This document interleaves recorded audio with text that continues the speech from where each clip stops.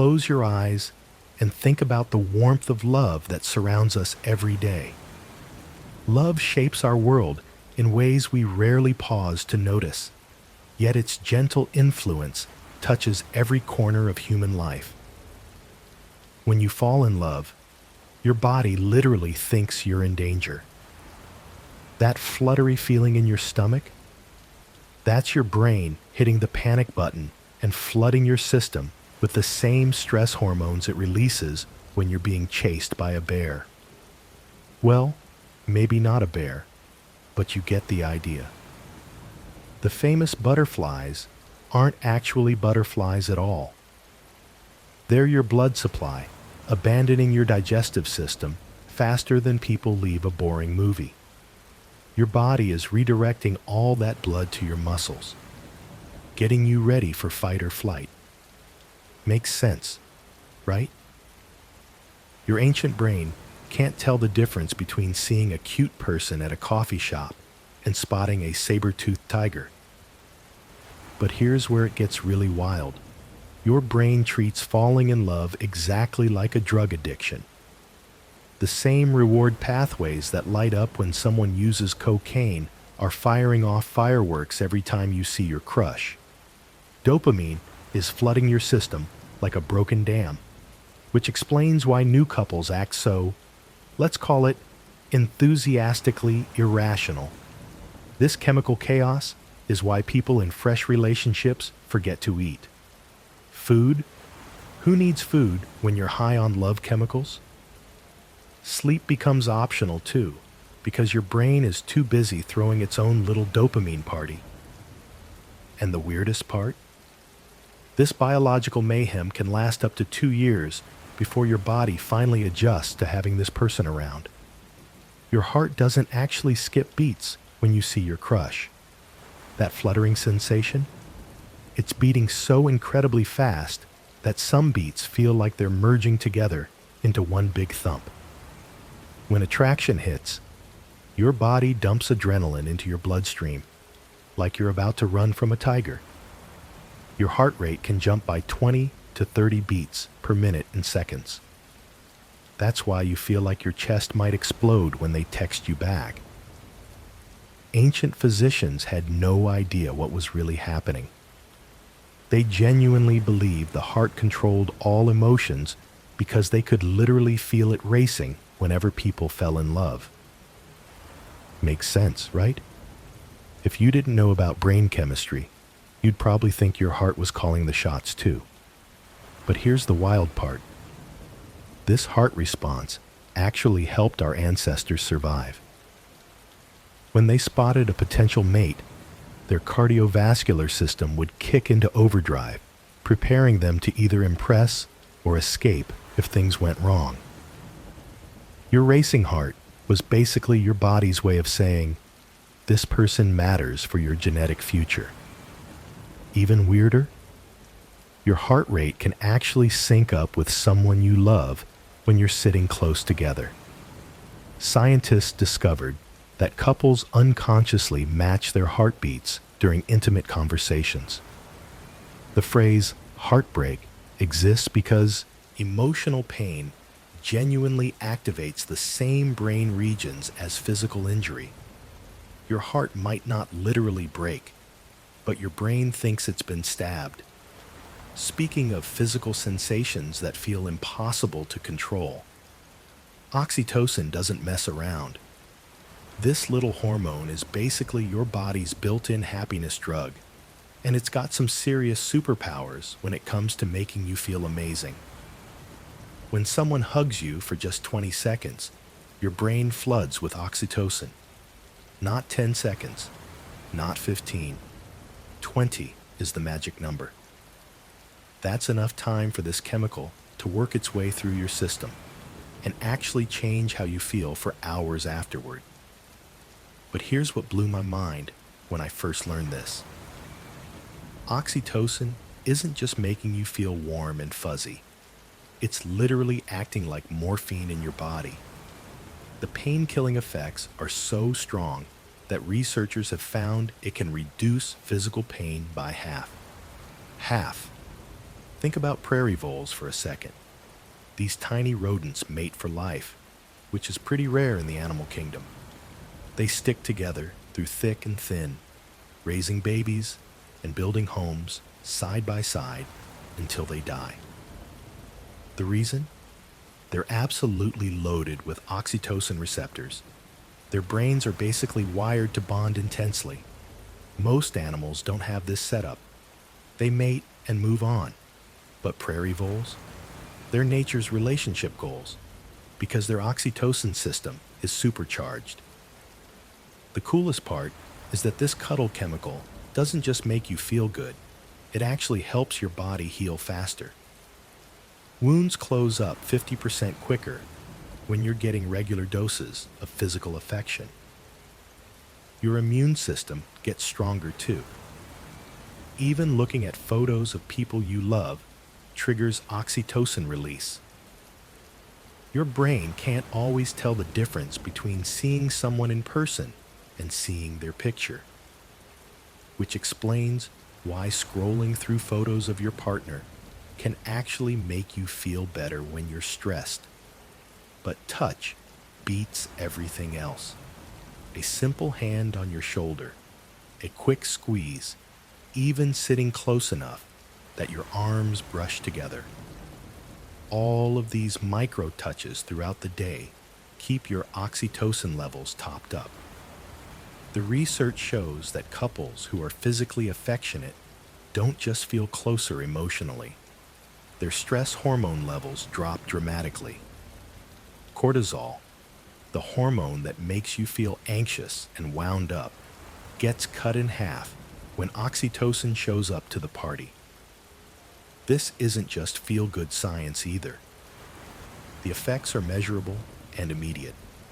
Blood pressure drops, heart rate stabilizes, and that tight feeling in your chest when you're overwhelmed, it melts away. What's fascinating is that your brain actually rewires itself around these oxytocin experiences. The more physical affection you give and receive, the more your neural pathways strengthen around bonding and connection. Speaking of connection, there's something even more mysterious happening when two people fall in love that goes way beyond just chemistry. When you fall head over heels for someone, your brain basically becomes a construction site. New neural pathways start forming faster than a teenager scrolls through social media. These aren't just tiny tweaks either. We're talking about major highway construction in your mind. Your reward system gets completely hijacked. Remember how excited you got as a kid when you found a $20 bill? Well, multiply that by 10, and you've got what happens every time your crush texts you back. The same brain circuits that light up for cocaine start firing like crazy when you see their name on your phone screen. But here's where things get really wild. Love actually suppresses your brain's alarm system. You know that little voice that usually says, "Hey, maybe don't trust someone who collects vintage mannequins." Yeah, that voice takes a vacation. The areas responsible for fear and critical judgment just shut down. This explains why people in new relationships make absolutely terrible decisions about everything else in their lives. Your friend Sarah, who suddenly thinks it's a great idea to move to Alaska for a guy she met 3 weeks ago. Her prefrontal cortex is basically drunk on love chemicals. The craziest part? These changes can stick around for months, even years. Your brain literally becomes a different organ because of one person. Makes you wonder what other invisible transformations happen when we... Ancient Egyptians were onto something 4,000 years ago when they started scribbling love letters on papyrus. These weren't just sweet nothings either. Archaeologists have found love poems that sound surprisingly modern. One guy literally wrote, "My heart flutters quickly when I think of my love of you," which honestly sounds like something you'd text today. But here's what those ancient romantics accidentally discovered. Writing about someone you love actually tricks your brain into thinking you're spending time with them. The same neural pathways light up whether you're crafting a love letter or sitting across from your crush at dinner. Your brain can't tell the difference between imagining someone and being with them. Napoleon figured this out the hard way. While commanding entire armies across Europe, he somehow found time to write 75 love letters to Josephine. The guy was literally planning military campaigns by day and writing "I Kiss Your Heart" by night. Talk about work-life balance. The physical act of handwriting releases oxytocin in both the person writing and the person reading. That's why getting a handwritten note feels so much better than a text. Your brain treats it like a hug on paper. Then there's the anticipation factor. Love letters create suspense, which dumps more dopamine into your system than getting instant gratification. That butterflies feeling? It's stronger when you have to wait. Which brings us to something even more powerful than writing about love. The dating world loves telling us that opposites attract. You know, the quiet bookworm falls for the party animal. The neat freak pairs with the slob. It makes for great romantic comedies, but terrible relationships. Turns out, this whole idea is basically relationship folklore. When researchers actually studied 25,000 couples, they found something completely different. Couples who were more similar to each other stayed together 89% longer than those dramatic opposites everyone romanticizes. Your brain isn't looking for someone who challenges everything about you. It's hunting for someone who gets you. Someone whose values align with yours. Who laughs at the same weird jokes. Who thinks pineapple on pizza is either brilliant or blasphemy, just like you do. Here's what's really wild, though. We're not just drawn to people who think like us. We're actually attracted to those whose immune systems complement ours. Your nose can literally sniff out genetic compatibility without you realizing it. Pretty impressive for something you never consciously think about, right? The confusion comes from mixing up excitement with compatibility. Sure, someone completely different might give you butterflies initially. But those butterflies? They're often your nervous system saying, "This person is unpredictable," rather than, "This person is perfect." What actually works are complementary differences, not opposite ones. Think of it like puzzle pieces. They fit together because they complement each other's shapes, not because they're identical. But there's something even more fascinating about how we choose partners than just similarity. Your face is basically a 24/7 billboard advertising your feelings, whether you know it or not. Every single day, without even trying, you're making over 3,000 micro-expressions that give away exactly what's happening inside your head. Most of these facial movements last less than half a second. Blink and you'll miss them. But your brain? It catches every single one. When someone genuinely smiles at you because they're head over heels in love, 17 different facial muscles spring into action. That's not just any smile, though. We're talking about the real deal. The kind that makes those little crinkles appear around their eyes. Fake smiles? They only use about 5 muscles and completely skip the eye area. The weirdest part is how fast your brain processes these love signals. Within 1/10 of a second of seeing someone's face, your subconscious mind has already decided whether this person is attracted to you or not. That's faster than it takes you to consciously recognize what you're looking at. But here's where things get really fascinating. Couples who've been together for just 6 months start developing synchronized micro-expressions. Their faces literally begin moving in similar patterns without them realizing it. The love look has its own signature too. Dilated pupils, slightly raised eyebrows, and that barely there open mouth expression. Your body can't help but broadcast these signals when you're smitten. And speaking of broadcasting signals, wait until you hear what happens to your voice when Cupid strikes. When you're crushing hard on someone, your voice does something pretty magical without you even realizing it. Both men and women automatically drop their pitch when talking to someone they find attractive. It's like your vocal cords are trying to sound as smooth as chocolate. But here's what's really wild. People in love speak about 15% slower than usual when chatting with their partner. Your brain literally slows down your speech because every word feels more important. You're also using way more varied tones, almost like you're singing a conversation instead of just talking. Then there's the breathiness factor. Oxytocin, that cuddle hormone we talked about earlier, relaxes your vocal cords so much that your voice becomes softer and more breathy. Think of how people sound when they first wake up, except it's happening because love is making your entire body more relaxed. The weirdest part? Couples who've been together for years start sounding eerily similar. They develop matching speech patterns and even pick up each other's accents. My friend Sarah moved to Texas and married a local guy. 5 years later, she sounds like she was born there, y'all.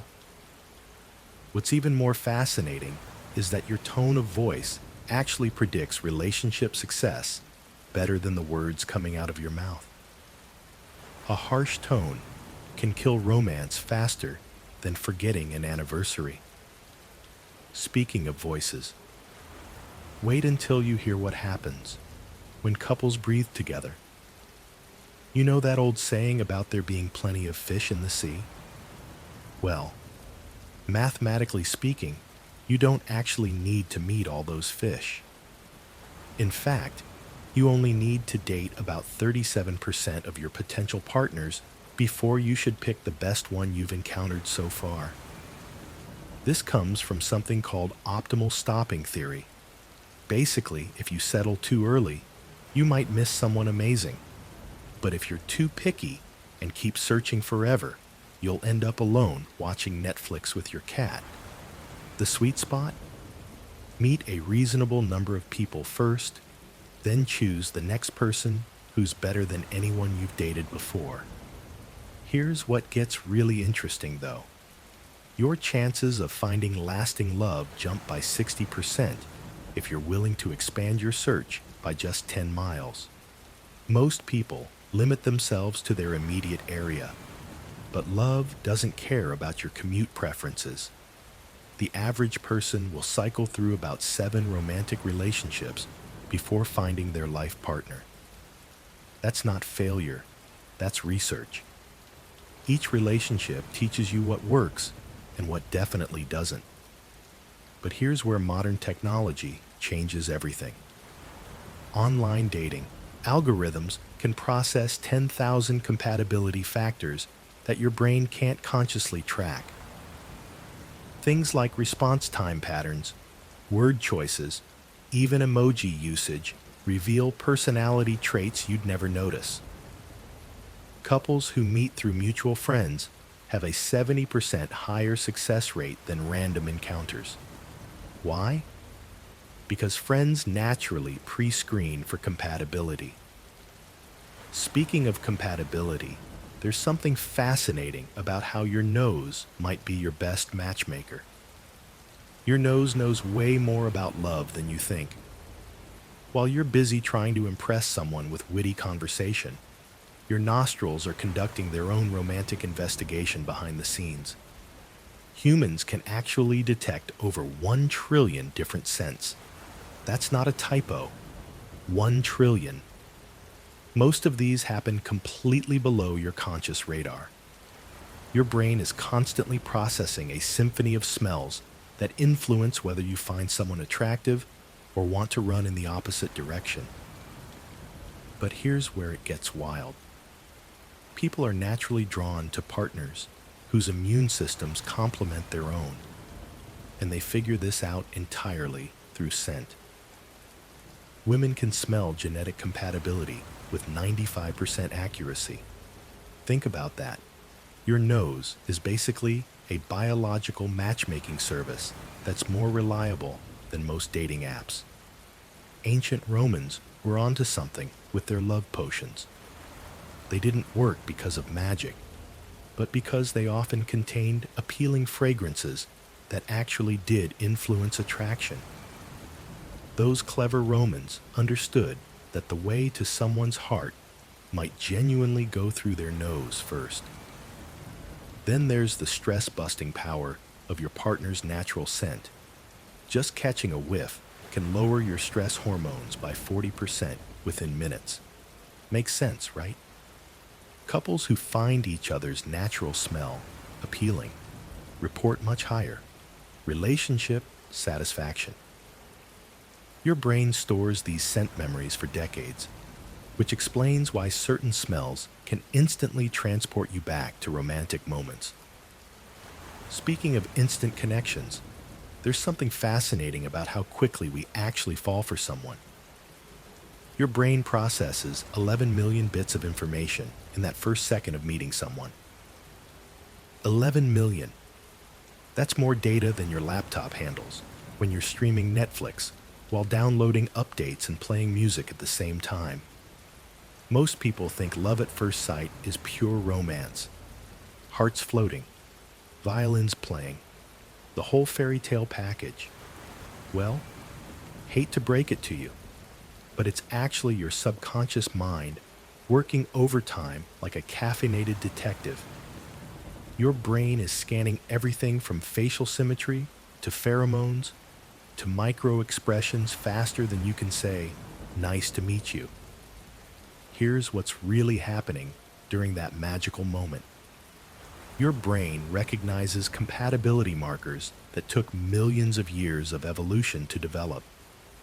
Things like immune system, compatibility through scent, genetic diversity through facial features, and even personality traits through body language. It's like having a supercomputer running a dating algorithm in your head, except this one actually works. Studies show about 60% of people experience this phenomenon at least once. But here's the twist. What you're feeling isn't actually love yet. It's recognition. Your brain just spotted someone who ticks multiple boxes for long-term compatibility and survival advantage. The really fascinating part? People who experience this instant connection often share similar pheromone profiles and have complementary immune systems. Your nose knows what your heart wants before your brain catches up. But wait until you hear how your voice completely transforms when you're around someone you're attracted to. The next time someone holds your hand during a scary movie, they're not just being sweet. They're literally acting as your personal painkiller. When you experience gentle touch from someone you love, your brain releases endorphins that are 3 times stronger than morphine. Yeah, you heard that right. Your partner's touch is basically a drug dealer, but the legal kind that actually improves your life. Scientists discovered this when they had people stick their hands in painfully hot water. Those holding their partner's hand could tolerate the heat 50% longer than those going solo. It wasn't willpower or distraction doing the heavy lifting. Their brains were genuinely processing less pain. But here's where it gets wild. Your skin has over 5 million touch receptors scattered across your body, and they're all directly wired to the emotional centers in your brain. That's why a hug can instantly calm you down, even when you're having the worst day ever. Touch deprivation is real, by the way. Couples who stop touching regularly show increased anxiety and depression within just 2 weeks. Makes sense when you realize that a simple 10-second touch can reduce stress hormones for up to 6 hours. Even holding hands lowers blood pressure by 30% in happy couples. It's like having a portable therapy session right at your fingertips. Speaking of fingertips, there's something fascinating about how our voices completely transform when we're around someone we love. Arranged marriages have a 95% success rate compared to 50% for love marriages in Western cultures. That's not a typo. While Hollywood sells us the fairy tale of love at first sight, ancient cultures figured out something we're still learning. These marriages often develop deep, lasting love over 5 to 10 years as couples build shared experiences together. The key difference: they expect love to grow rather than demanding it start at maximum intensity. Makes sense when you think about it, right? Modern arranged marriages aren't what you might picture. They involve extensive compatibility testing that would make dating apps jealous. Families analyze everything from life goals to personality traits, creating matches based on actual compatibility rather than butterflies in the stomach.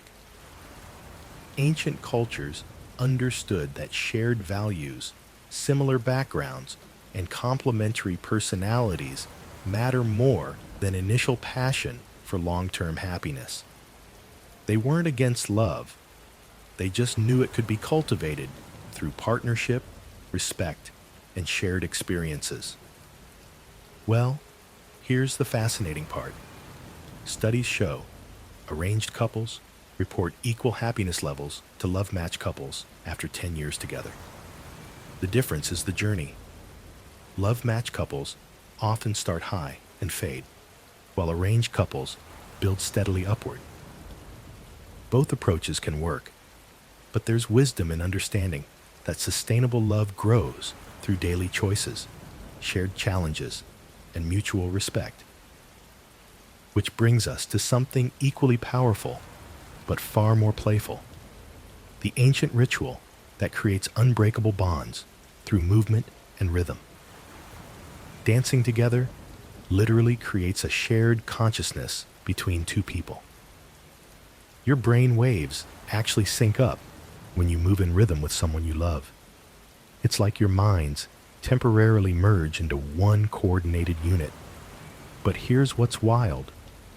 Couples who dance together release 4 times more bonding hormones than those who just sit and talk. 4 times. Your body treats dancing as this incredibly intimate trust exercise, even if you're just swaying to music in your kitchen. Ancient cultures figured this out thousands of years ago. They used dancing as courtship because it revealed everything important about a potential partner. Can they keep rhythm? Do they cooperate? Are they physically fit? Can you trust them not to step on your feet every 5 seconds? Well, that last one might just be my personal experience from high school dances. The physical coordination required for dancing builds trust at a level your conscious mind can't even access. Your nervous system learns that this person won't let you fall, won't make you look foolish, and will literally follow your lead or guide you safely. Dancing together for just 15 minutes creates the same emotional bond as 3 hours of deep conversation. Makes you wonder why we spend so much time talking when we could be moving together instead. The shared rhythm triggers endorphin release that creates genuine euphoria. No wonder people describe dancing with someone they love as magical. Your brain chemistry is literally creating magic. But what happens when couples develop the uncanny ability to finish each other's sentences? When couples start finishing each other's sentences, something remarkable is happening inside their brains. Neural synchronization allows them to predict each other's thoughts with 78% accuracy. That's better than most people can predict their own behavior next week. This mental connection doesn't happen overnight. Around 6 months of regular communication, couples begin developing shared memory networks. Think of it like two computers slowly syncing their hard drives. Your brain literally creates pathways that mirror your partner's thought patterns. Brain scans reveal something fascinating. Long-term partners show synchronized neural activity during conversations. Their brains start firing in similar patterns, almost like they're sharing the same wavelength. No wonder some couples can have entire conversations with just raised eyebrows and knowing looks. But here's what makes this even more incredible. This synchronization helps couples communicate using 60% fewer words than strangers need for the same conversation. Ever notice how new couples have to explain everything in detail, while established partners can convey complex ideas with simple phrases? That's neural efficiency at work. The ability to finish sentences isn't just about knowing someone's vocabulary. It indicates emotional attunement. Your brain has learned to anticipate not just what they'll say, but how they feel about saying it. Makes sense, right? However, this mental connection creates something even more mysterious than shared thoughts. Couples who laugh together release 5 times more bonding chemicals than those who share romantic moments. That's right. Your silly inside jokes are literally more powerful than candlelit dinners when it comes to strengthening your relationship. When you laugh with someone, your brain goes absolutely wild. It's like pressing the turbo button on your bonding system. The cocktail of chemicals includes oxytocin, endorphins, and dopamine all flooding your system at once. Think of it as nature's relationship superglue. But here's what makes this fascinating. Shared humor indicates something much deeper than just finding the same things funny. It reveals similar worldviews, intelligence levels, and ways of processing life's absurdities. People are 3 times more likely to give their phone number to someone who made them genuinely laugh than someone who just complimented them.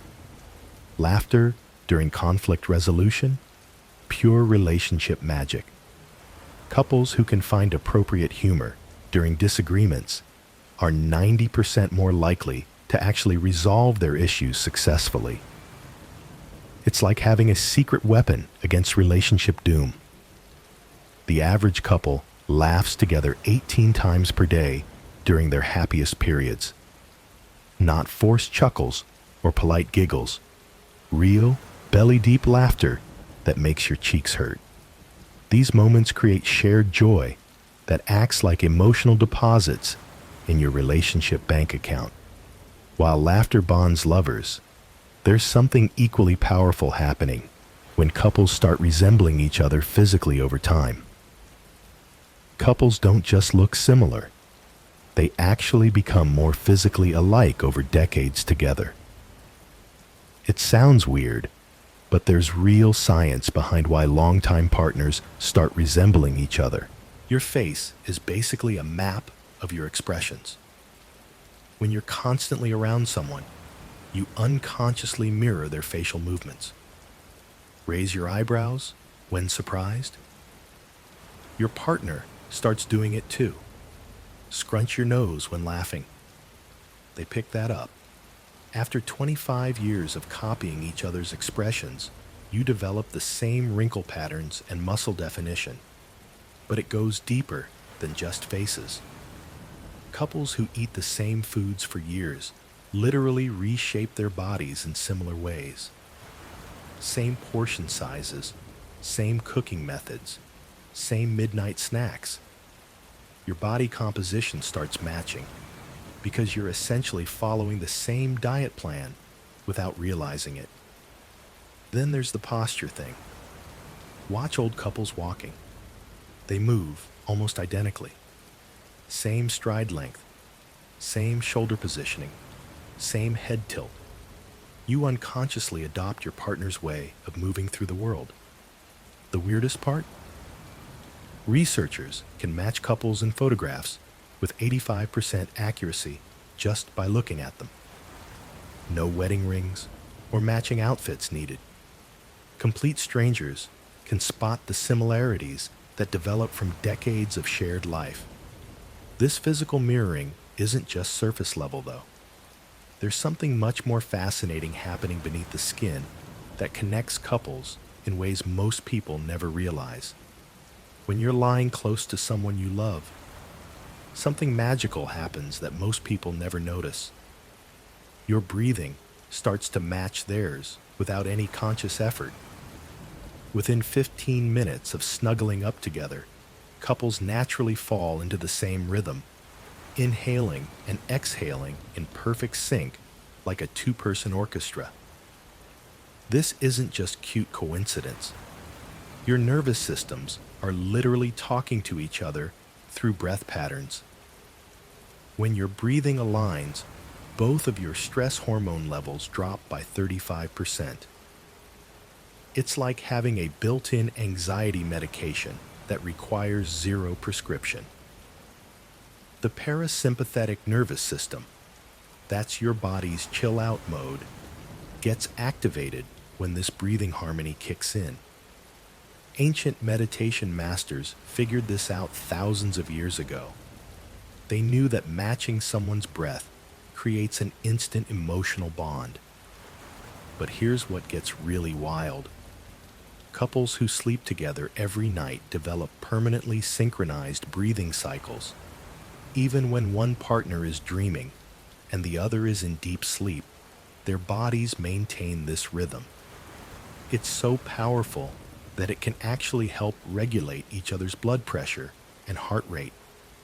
Your brain interprets synchronized breathing as a signal of safety and trust. Think about it. You only breathe easily around people who make you feel secure. Stressed breathing is shallow and quick. Relaxed breathing is slow and deep. But what happens when couples breathe together during arguments changes everything about conflict resolution. When you fall head over heels for someone, your brain doesn't just change how you feel about them. It literally rewrites your past like some kind of romantic editor going through your memory files with rose-colored glasses. Your mind becomes this overzealous storyteller, adding little romantic flourishes to moments that were probably pretty ordinary at the time.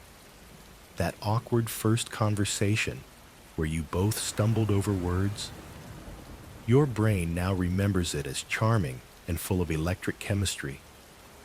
The time they spilled coffee on their shirt suddenly becomes this adorable, endearing moment that proves they were perfect from day one. This memory makeover happens because love floods your brain with feel-good chemicals that literally alter how information gets stored and retrieved. It's like your hippocampus decided to become a hopeless romantic overnight. The crazy part is these revised memories feel completely real. You'll swear on your life that your first date was more magical than it actually was. Your brain even creates false details. Maybe you remember them laughing at your jokes more than they did, or recall feeling butterflies during moments when you were actually nervous about other things entirely. This isn't your brain lying to you, though. It's actually protecting your relationship. When things get tough later on, these enhanced positive memories serve as emotional insurance, reminding you why you fell in love in the first place.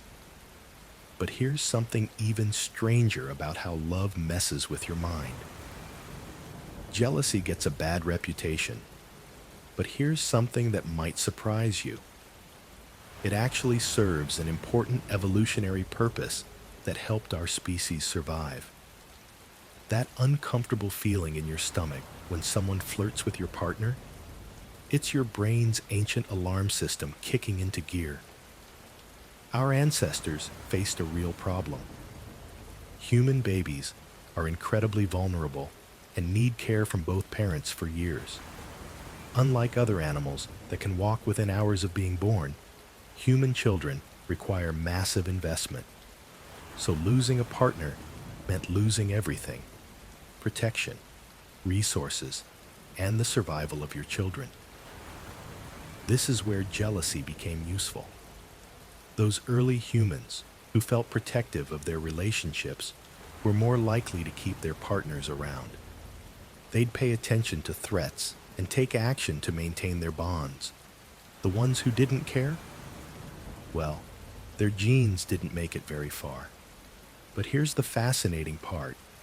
Mild jealousy actually makes relationships stronger. When your partner shows a tiny bit of jealousy, it signals that you matter to them. It makes you feel valued and desired. Research shows that couples who experience moderate jealousy increase their affectionate behaviors by 200%. The key word is moderate. Too much jealousy destroys relationships, but too little can make partners feel unimportant. Men and women also experience jealousy differently because of different evolutionary pressures their ancestors faced. Speaking of differences between partners, there's something remarkable about couples who maintain distance. Long-distance couples actually report 20% higher relationship satisfaction than couples who live together. That might sound backwards, but there's some fascinating psychology at play here. When you're apart from someone you love, your brain doesn't get used to them being around. Think about how you stop noticing the smell of your own house after a while. That's called habituation. Couples who see each other every day can fall into this same trap. But long-distance couples, they never get the chance to take each other for granted. Distance forces you to become better communicators. You can't rely on a quick hug to smooth over an argument or assume your partner knows what you're thinking. Every conversation has to count. These couples develop emotional intimacy skills that same-city couples often skip right over. Then there's the anticipation factor. Remember how excited you got as a kid waiting for Christmas morning? Long-distance couples get that rush every time they're about to see each other. Their brains flood with dopamine, the same chemical that makes gambling addictive, except this actually pays off. Here's what's really wild. Long-distance couples appreciate their time together 3 times more than couples who see each other daily. Every moment feels precious because they know exactly how much effort went into creating it. Makes sense, right? But modern technology changes everything about how separation affects love. Those butterfly-inducing, heart-racing early stages of love eventually transform into something deeper. But here's what nobody tells you about couples who've been married for 50 years. They actually touch each other 5 times more per day than newlyweds do. Wait, that sounds backwards, right? You'd think brand new couples would be all over each other, while old married folks would barely hold hands. Well, turns out the opposite is true. Young couples rely heavily on passionate intensity and grand romantic gestures. They're so busy being overwhelmed by emotions that they forget the simple stuff. Meanwhile, couples who figured out the secret sauce know that tiny touches throughout the day are relationship gold. We're talking about a hand on the shoulder while passing coffee, a quick squeeze of the arm during conversation, brushing fingers while reaching for the same thing. These micro moments of connection maintain oxytocin levels way better than occasional intense physical contact. The really smart couples develop what researchers call rituals of connection, automatic little touches that happen without thinking. a pat on the back while walking by, playing with each other's hair during movies, even just sitting close enough that your legs touch. Here's the beautiful part. These small gestures actually make people feel more in love, even decades later. Physical affection becomes more important as relationships mature, not less. But there's another surprising element that keeps long marriages thriving. Dogs are basically wingmen with 4 legs and terrible breath. When you're walking down the street with your furry friend, you become 3 times more likely to get someone's phone number. Why? Well, that adorable golden retriever isn't just melting hearts. It's serving as the perfect conversation starter. Your pet acts like a social magnet. Instead of awkwardly approaching someone at a coffee shop, you suddenly have a legitimate reason to chat. "Oh, what breed is that?" becomes the most natural opener in the world. No pickup lines needed when your dog is doing all the heavy lifting. But there's something deeper happening here. Caring for an animal sends subconscious signals about your character. Potential partners see you feeding, walking, and nurturing another living being. Their brain automatically thinks, this person can take care of things. It's like having a reference letter from the animal kingdom. Dog owners get perceived as 60% more trustworthy and responsible. Makes sense, right? If you can remember to feed Fluffy twice a day and pick up after him in the park, you're probably reliable enough for a relationship. Then there's the confidence boost. Pets reduce social anxiety, making their owners more approachable and relaxed. When you're not stressed about making conversation, you naturally appear more attractive. But here's something even more fascinating about how animals affect our love lives. Women can literally smell whether a guy would be good genetic material for their future children. Wild, right? But here's what makes this even more fascinating. They do it without even knowing it's happening. Your nose processes over 200 different chemical signals every time you meet someone new. Most of these pheromones fly completely under your conscious radar, but your brain is cataloging every single one. It's like having a secret compatibility test running in the background while you're just trying to figure out what to say next. The craziest part? Women can detect genetic diversity through scent with 95% accuracy. Your immune system basically broadcasts its resume through your skin, and potential partners are unconsciously reading it like a dating profile.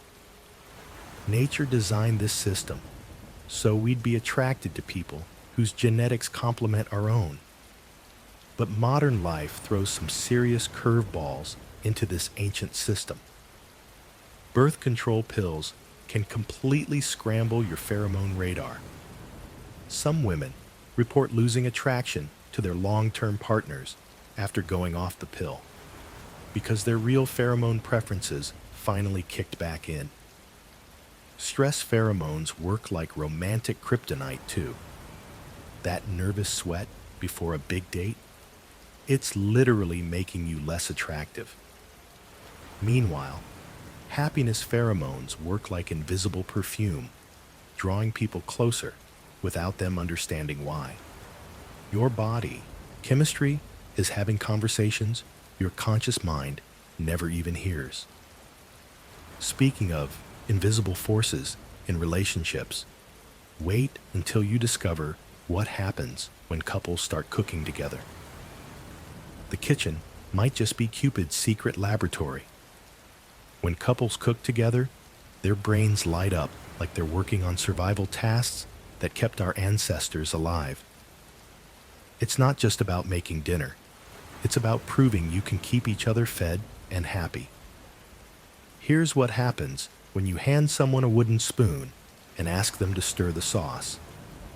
Your brain releases the same bonding chemicals that flood new mothers when they feed their babies. That's right. Cooking for your partner triggers ancient nurturing instincts that scream, "This person matters to my survival." But wait, it gets better. Couples who regularly cook together report 40% higher relationship satisfaction than those who survive on takeout and separate meals. The act of creating something edible from raw ingredients feels like magic to your dopamine system. You're literally building something together, which satisfies the same neural pathways as constructing shelter or solving problems as a team. Then there's the sensory overload factor. Cooking engages smell, taste, touch, and sight simultaneously. Your brain can't help but associate these pleasant sensations with your cooking partner. The scent of garlic sizzling in olive oil becomes forever linked with feelings of partnership and cooperation. Even kitchen disasters work in your favor. Burning the pasta or oversalting the soup creates shared laughter and memories that bond you more than perfect meals ever could. The magic ingredient isn't actually in the recipe, though. When you collapse into bed after an incredible night together, something magical happens in those quiet moments that follow. Your brain is literally floating in a cocktail of bonding chemicals, making you more emotionally open than at any other time. This isn't just romantic folklore, it's pure biology. Post-intimacy, your body releases a flood of oxytocin while cortisol levels plummet. Think of it as nature's truth serum. The defenses you normally keep up, gone. The walls you've built around vulnerable topics, temporarily dissolved. Scientists call this the afterglow period, and it lasts anywhere from 20 minutes to 2 hours. During this window, couples share secrets they've never told anyone. They talk about childhood fears, impossible dreams, and those weird little thoughts that usually stay locked away.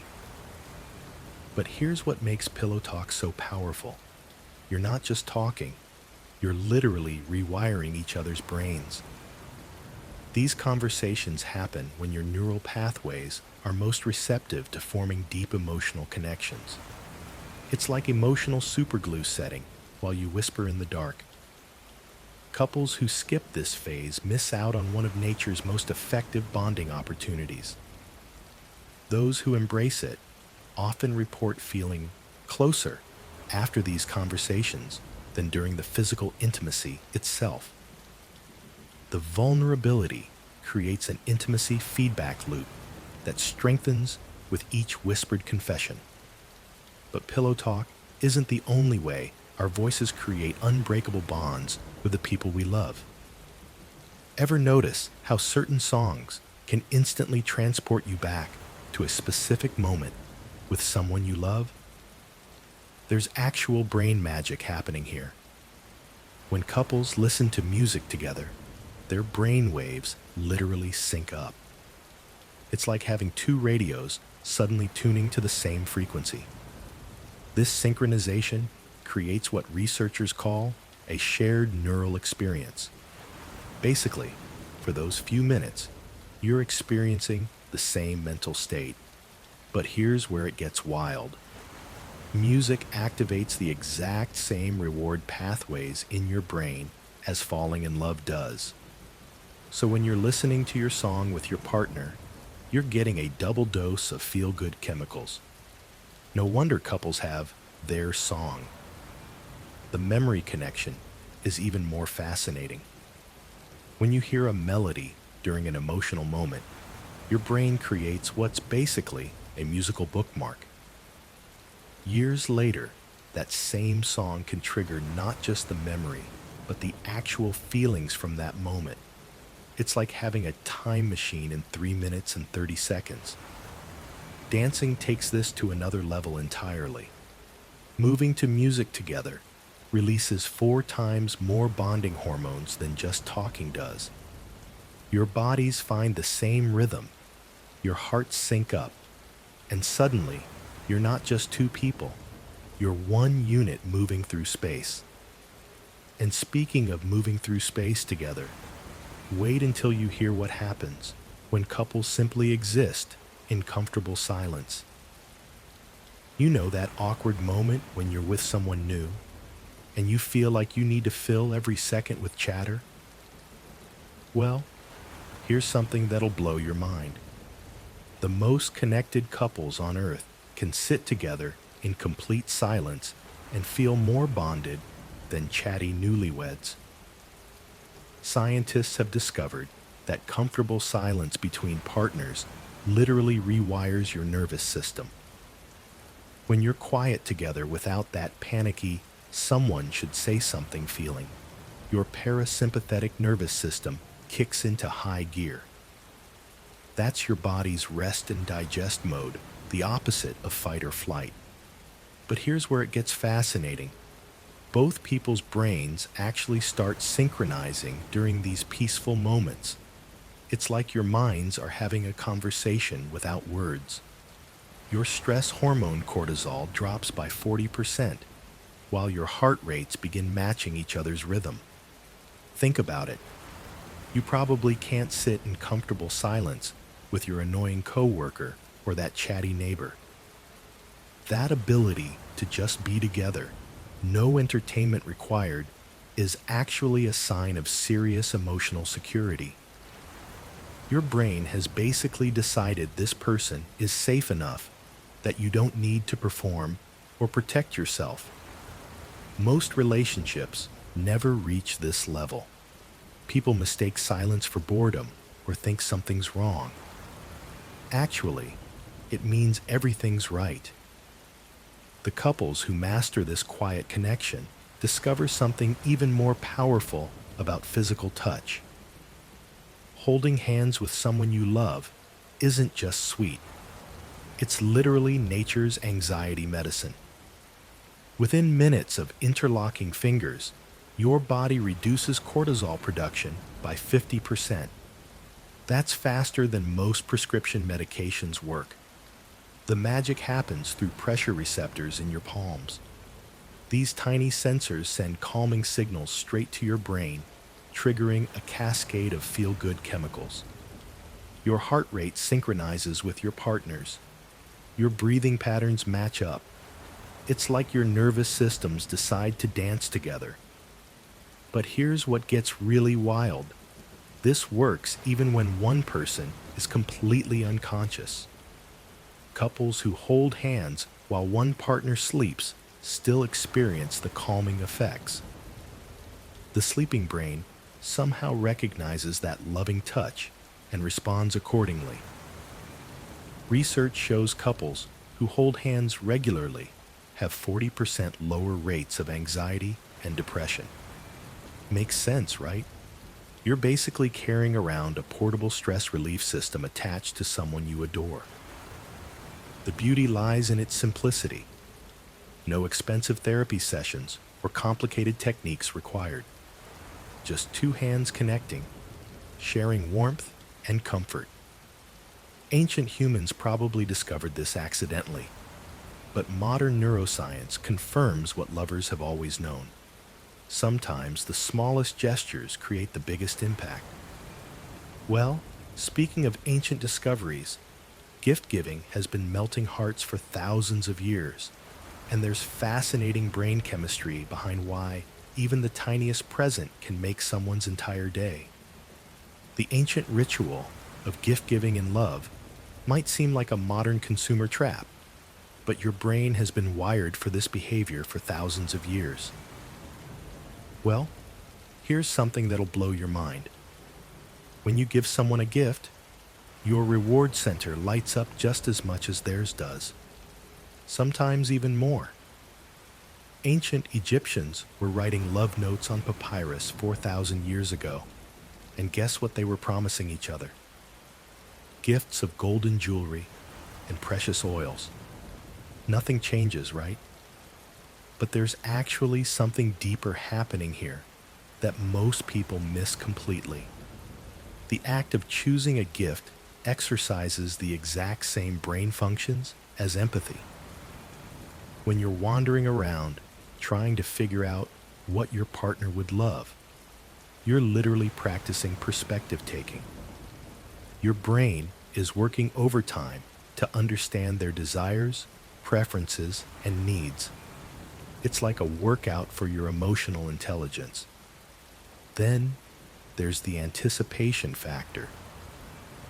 The build-up to giving someone a gift releases almost as much dopamine as receiving one. That secret excitement you feel when you found the perfect surprise, that's your brain rewarding you for being thoughtful. Makes sense, right? The value doesn't matter nearly as much as the thought behind it. A handwritten note can trigger more bonding chemicals than an expensive watch. Small, frequent gifts create stronger connections than rare, expensive ones. But here's where gift giving gets really interesting, and it has nothing to do with the price tag. Shared novel experiences create stronger memories than routine activities. But there's something magical about traveling together that goes way deeper than just making memories. When couples navigate unfamiliar situations together, whether it's getting lost in Tokyo or figuring out the Budapest subway system, their brains literally sync up in problem-solving mode. Think about it. At home, you probably have your routines down pat. You know which coffee shop has the shortest line, which grocery store aisle has the good pasta sauce. But drop yourselves in Prague, and suddenly you're both rookies again. That shared vulnerability, it's bonding gold. Adventure activates the same brain systems as falling in love. No wonder couples come back from trips talking about how connected they feel. The stress of figuring out foreign currency together. The triumph of successfully ordering dinner in broken Italian. These moments create what researchers call elevation bonding. Here's what's fascinating. Couples who travel together have 70% higher relationship satisfaction scores than those who don't. But here's the kicker. It's not about expensive destinations. The couple camping in their own state and problem-solving a broken tent zipper gets the same bonding benefits as the pair navigating the streets of Paris. The magic happens when you overcome travel challenges together. Your brain basically says, hey, we survived that bus breakdown in rural Spain together. We can handle anything. But travel's real secret weapon for relationships goes beyond just shared adventure. Healthy arguments actually make relationships stronger than those picture-perfect couples who never fight. Sounds backward, right? But couples who argue constructively report higher relationship satisfaction than those who sweep everything under the rug. The magic happens in how you fight, not whether you fight. When couples focus on specific behaviors instead of attacking character, something beautiful occurs. Your brain releases bonding hormones during the resolution phase. It's like emotional CrossFit. The stress followed by relief creates stronger connection muscles. But here's what nobody tells you about makeup interactions. They flood your system with more oxytocin than peaceful periods ever could. Your body literally rewards you for working through conflict together. The key word here is together. Couples who avoid conflict entirely often have one partner slowly disappearing. They're there physically, but emotionally, they've checked out to keep the peace. That's not love. That's roommate syndrome with extra steps. The best arguments sound less like courtroom drama and more like passionate problem-solving sessions. Partners get curious about each other's needs instead of defending their positions like lawyers.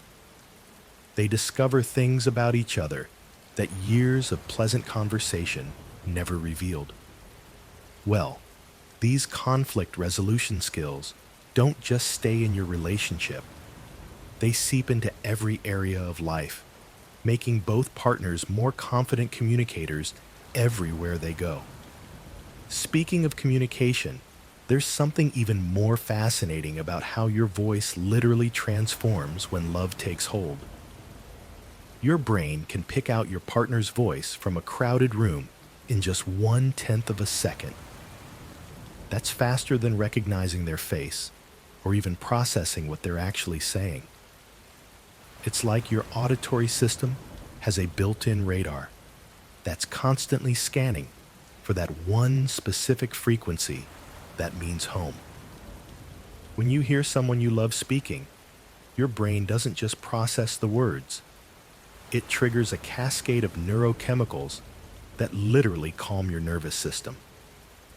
Cortisol drops, oxytocin rises, and your heart rate actually synchronizes with the rhythm of their speech. It's no wonder phone calls with your partner can feel almost as comforting as a warm hug. But here's where it gets really fascinating. Couples who live together start developing what researchers call vocal convergence. Without even trying, partners begin matching each other's speech patterns, pace, and even slight accent variations. After about 2 years together, most couples sound more alike than they did when they first met. The tone of someone's voice carries more emotional information than their actual words. You can detect whether your partner is stressed, excited, or just pretending to be fine through microscopic changes in their vocal patterns. Long-distance couples often become experts at reading these vocal cues, developing an almost supernatural ability to know their partner's emotional state just from saying hello. That familiar voice becomes your personal lullaby, capable of turning any space into sanctuary. Couples develop an average of 30 inside jokes and references that only they understand. These private communications create a sense of exclusive intimacy and shared identity that no one else can access. But here's what's fascinating. Inside jokes serve as quick emotional reset buttons during stress or conflict. You know that moment when you're arguing about dishes, and suddenly one of you makes that ridiculous face that always cracks you both up?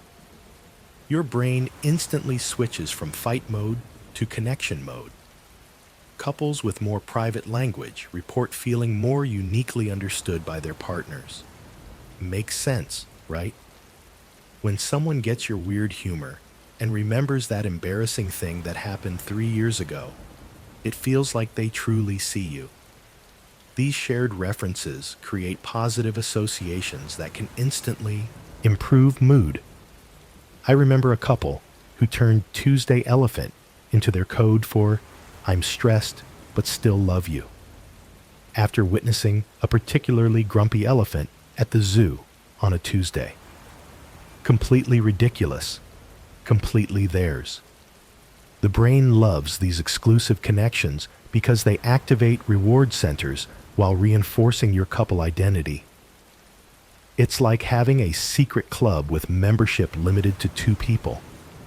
And the weird part is, private language evolves continuously, keeping the relationship dynamic and playful. New experiences become new jokes, which become new ways to connect. Speaking of voices that make everything feel like home, your partner's actual voice has some pretty incredible effects on your brain. Expressing gratitude to your partner might seem like basic relationship advice, but the actual brain chemistry behind it is mind-blowing. When you tell someone thank you for something they did, their brain releases a cocktail of feel-good chemicals that literally rewires how they see you and your relationship. But here's what gets really interesting. Couples who practice gratitude don't just feel happier. Their brains actually start focusing on positive aspects of their relationship automatically. It's like training your mind to be a relationship detective.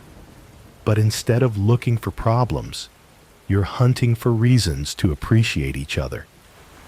The transformation happens fast too. Within just 1 month of regular gratitude expressions, couples report 25% higher relationship satisfaction. That's not some slow, gradual change. That's your brain doing a complete emotional renovation in 4 weeks.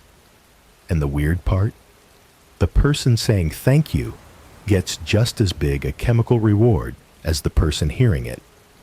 Your reward centers light up when you express appreciation, which means being grateful literally makes you want to be more grateful. It becomes this beautiful cycle where appreciation breeds more appreciation. Partners who feel genuinely appreciated don't just smile more. They give 40% more affection and support back to their partner. It's like gratitude becomes this relationship multiplier that keeps growing stronger. Even simple, everyday thank yous work magic. Thanking someone for making coffee or picking up groceries triggers the same brain responses as major romantic gestures. Your brain doesn't care if it's small. It just knows someone noticed and cared enough to say something. Then there's the long-term couples who swear they feel more in love after decades together than when they first met. Anniversary celebrations aren't just cute traditions your grandparents made up. They're biological necessities that literally rewire your brain for love. When couples celebrate relationship milestones, something fascinating happens in their neural pathways. The anticipation of an anniversary triggers dopamine release weeks before the actual date. Your brain starts associating the upcoming celebration with reward, creating excitement that feels surprisingly similar to falling in love again. But here's what's really wild. The act of commemorating your relationship makes it feel more valuable to your subconscious mind. Think about it this way. We only celebrate things that matter. Birthdays, graduations, promotions. When you mark relationship milestones, you're sending a clear message to your brain that this partnership deserves recognition and protection. The numbers back this up too. Couples who actively celebrate anniversaries have 50% lower divorce rates than those who let dates pass unnoticed. That's not because happy couples celebrate more. It's because celebrating actually creates happiness. Even the planning process works magic on your relationship. Choosing restaurants, buying gifts, or simply deciding how to spend the day forces couples to focus on positive aspects of their partnership. You're literally training your brain to notice good things about your relationship. The reflection that comes with anniversaries activates the same brain regions as falling in love originally did. You're not just remembering the past, you're neurologically recreating it. And speaking of recreating magical moments, there's something even more intriguing about how couples literally start sharing the same dreams. Partners who sleep together often have similar dreams due to shared environmental cues and experiences. The same sounds, smells, and room temperature affect both people's subconscious minds as they drift off to sleep. But here's what gets really fascinating. Couples who've been together for years sometimes report dreaming about identical scenarios on the same night. Well, turns out there's actually some logic behind this seemingly magical phenomenon. When you sleep next to someone regularly, your REM cycles start to sync up. REM sleep is when most vivid dreams happen. So when both partners enter this phase simultaneously, their brains are processing similar emotional and sensory information. Then there's the conversation factor. Couples who discuss their dreams create even more intimacy by sharing subconscious thoughts and fears. It's like getting a peek into your partner's mental filing system, the stuff they don't even know they're thinking about during the day. Dream sharing allows partners to understand each other's subconscious concerns and desires in ways that regular conversation simply can't reach. Maybe your partner keeps dreaming about flying, which might reveal their desire for more freedom. Or perhaps they're having recurring dreams about being chased, pointing to hidden anxieties they haven't expressed. Couples who remember and discuss dreams report higher emotional intimacy scores than those who keep their nighttime adventures to themselves. Makes sense, right? You're literally sharing the most unfiltered version of your thoughts. But the real magic happens when couples' sleep cycles become perfectly aligned.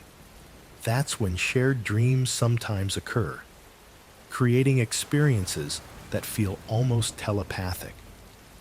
When someone whispers, "I love you," in your ear, something extraordinary happens inside your brain.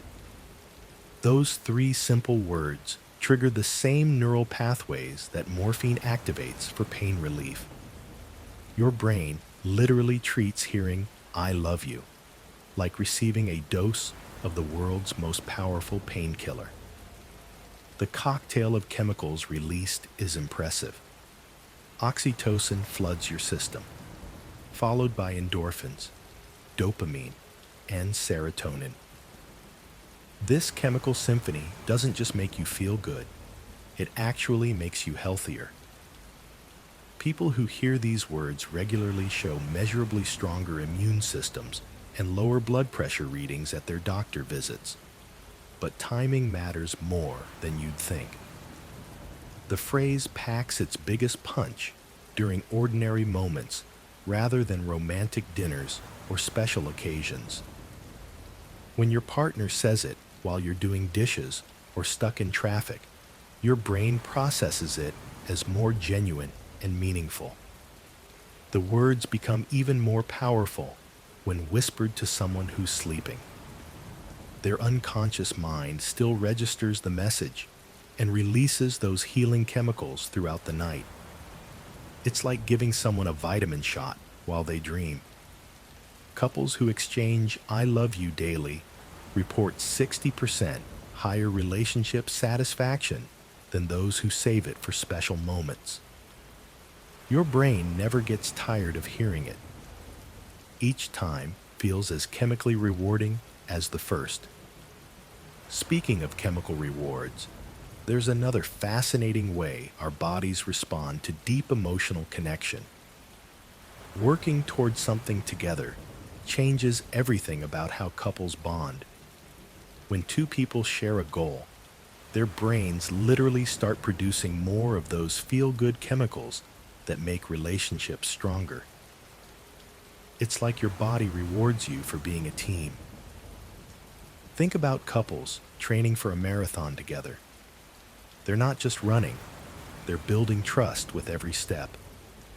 Each time one partner struggles and the other offers encouragement, they're creating tiny deposits in their relationship bank account. The finish line becomes secondary to the journey they're taking together. But here's what's really fascinating. Couples who work toward shared goals don't just achieve more. They actually become more confident in their relationship's ability to handle anything life throws at them. It's like they're constantly proving to themselves that they make a good team. The goals don't have to be massive either. Maybe you're both trying to learn Spanish, or you're saving up for that dream vacation to Italy. Every small milestone you celebrate together releases a little burst of bonding hormones. Your brain starts associating your partner with success and accomplishment. What makes this even more powerful is how these shared victories become part of your couple story. Years later, you'll still remember how you conquered that challenging hiking trail together, or finally figured out how to make homemade pasta from scratch.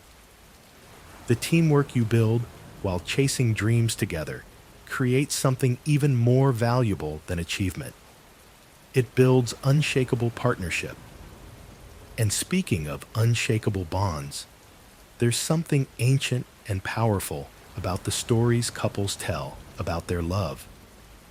You know how every couple has that story they tell at dinner parties? The one about how they met, complete with all the awkward moments and perfect coincidences. Well, turns out there's actual brain chemistry behind why couples who regularly share their love story stay happier together. When you tell someone how you fell in love, your brain lights up like a Christmas tree. The same reward pathways that made you fall in love in the first place get reactivated.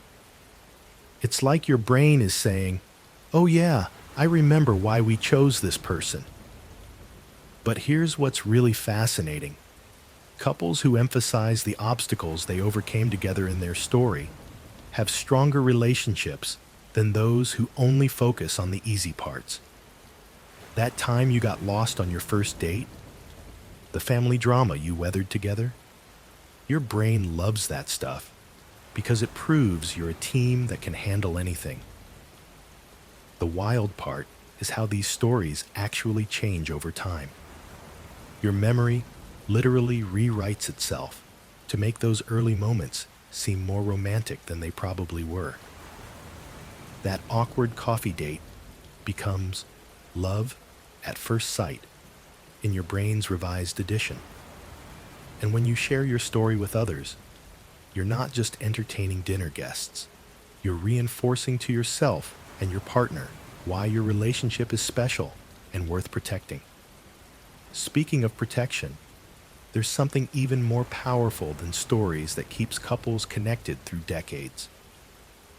Small surprises keep long-term relationships alive in ways most couples never realize. Your brain treats unexpected positive gestures differently than predictable romantic acts. When your partner does something completely out of the blue, dopamine floods your system like you're falling in love all over again. But here's what's fascinating. It doesn't matter how much money you spend. A surprise cup of coffee hits your reward system harder than an expected expensive dinner. Why? Because your brain craves novelty, not luxury. The person planning the surprise gets an even bigger chemical reward than the receiver.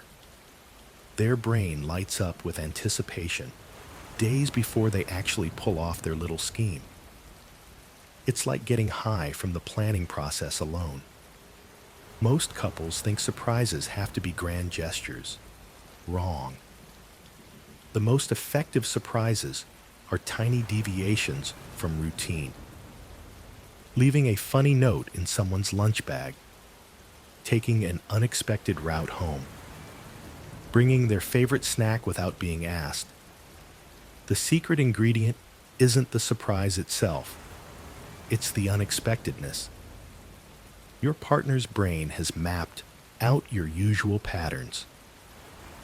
When you break those patterns in positive ways, you create little sparks of excitement that keep relationships feeling fresh. Think about it. Couples who surprise each other regularly report feeling more appreciated and loved than those who stick to predictable routines. The anticipation of potentially being surprised keeps both partners more attentive to each other. But what happens when couples sleep in the same bed every night for years? When two people sleep in the same bed, something magical happens to their bodies without them even knowing it.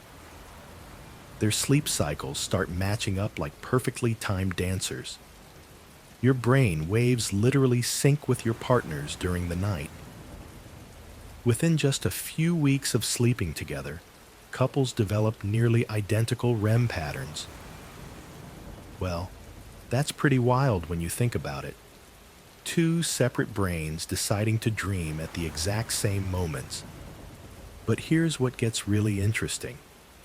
That physical closeness keeps your oxytocin levels steady all night long. It's like having an IV drip of the bonding hormone while you're completely unconscious.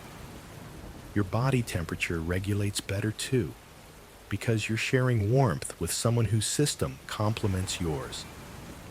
The safety factor is huge.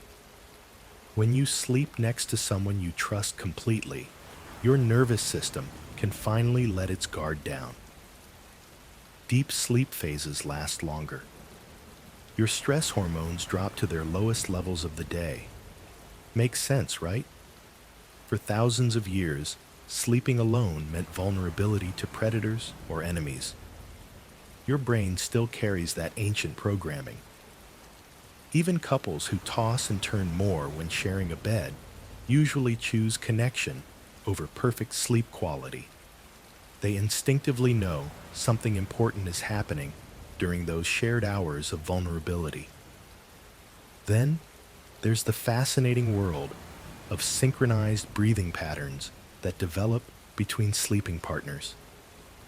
You know how some days just feel more romantic than others? Well, your brain isn't playing tricks on you. Weather actually changes how we behave in relationships, and the effects are pretty wild. Sunny days boost romantic behaviors by about 30%. Your brain produces more serotonin when exposed to sunlight, which makes you more optimistic and affectionate.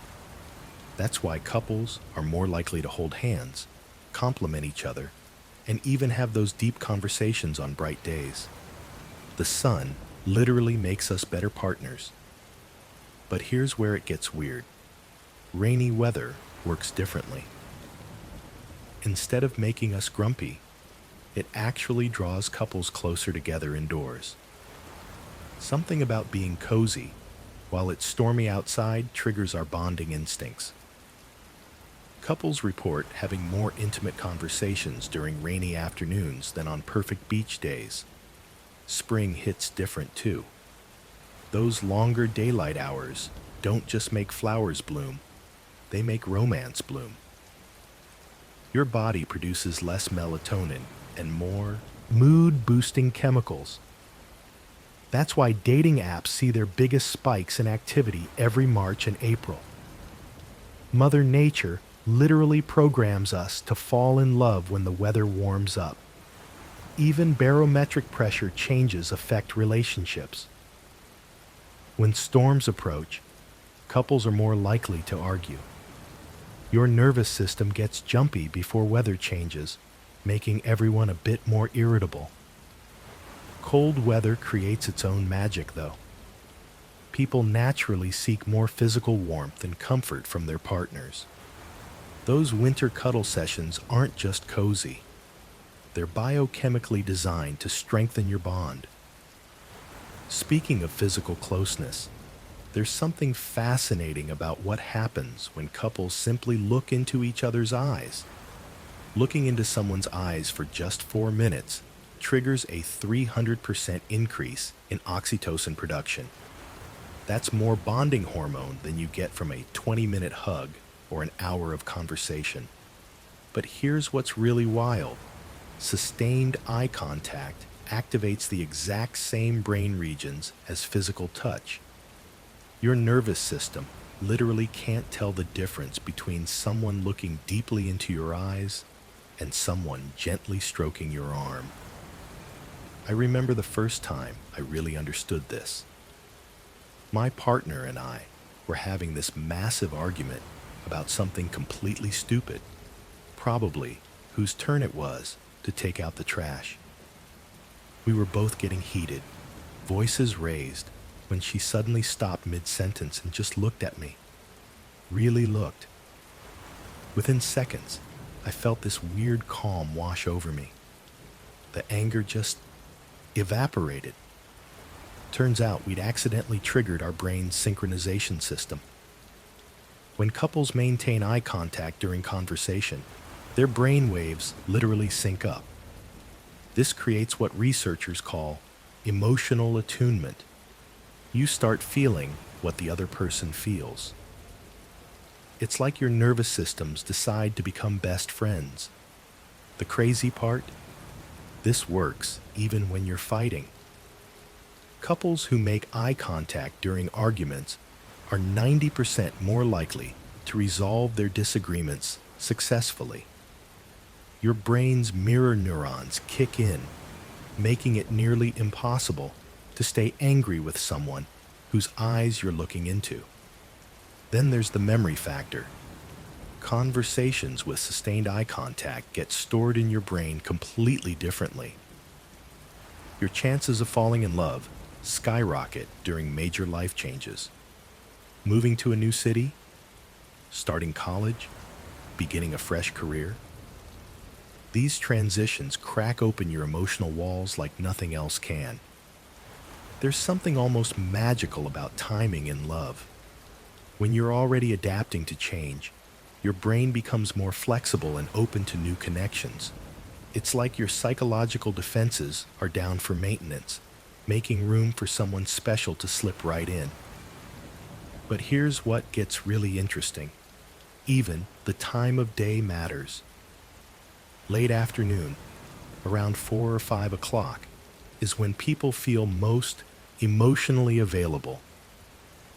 Your stress hormones have settled from the morning rush, but you're not yet exhausted from the day. Perfect timing for sparks to fly. Ever wonder why some couples meet during vacations or big events? Their biological rhythms are aligned for connection. Both people are in that sweet spot of openness and possibility. The right person, wrong time thing? That's real too. Sometimes, two people are cycling through different life phases. One's ready to settle down, while the other's just discovering independence. Timing mismatch creates relationship turbulence, no matter how compatible you are otherwise. Understanding these natural rhythms can actually help couples navigate rough patches. Sometimes it's not about the relationship itself, but about where each person stands in their individual journey. Speaking of journeys, there's another fascinating element that shapes lasting love.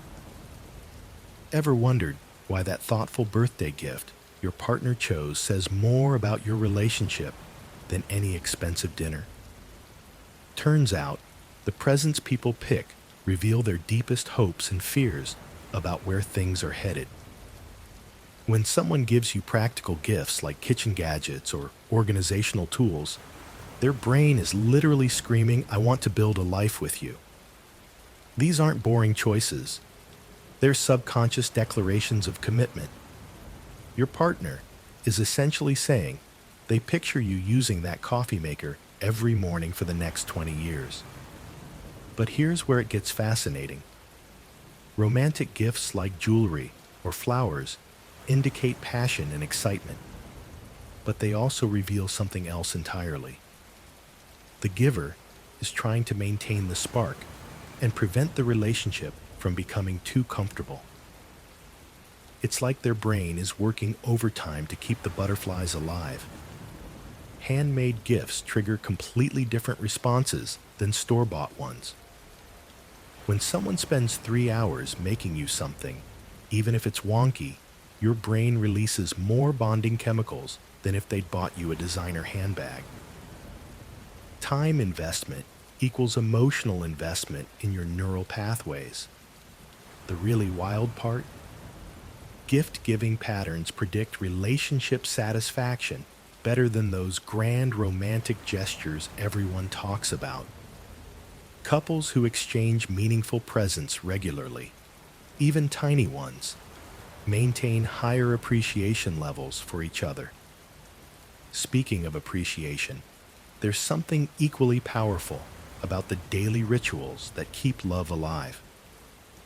Your morning coffee ritual with your partner isn't just a cute habit. It's actually rewiring both your brains for connection and security. Daily rituals create something called relationship scaffolding, a predictable framework that lets love flourish without constant uncertainty. When couples establish these regular touch points, their stress hormones drop by 45% compared to couples who wing it every day. Think about it. Those couples who have their little bedtime conversations, their Saturday morning pancakes, the way they always say goodbye at the door. They're not being boring. They're being brilliant.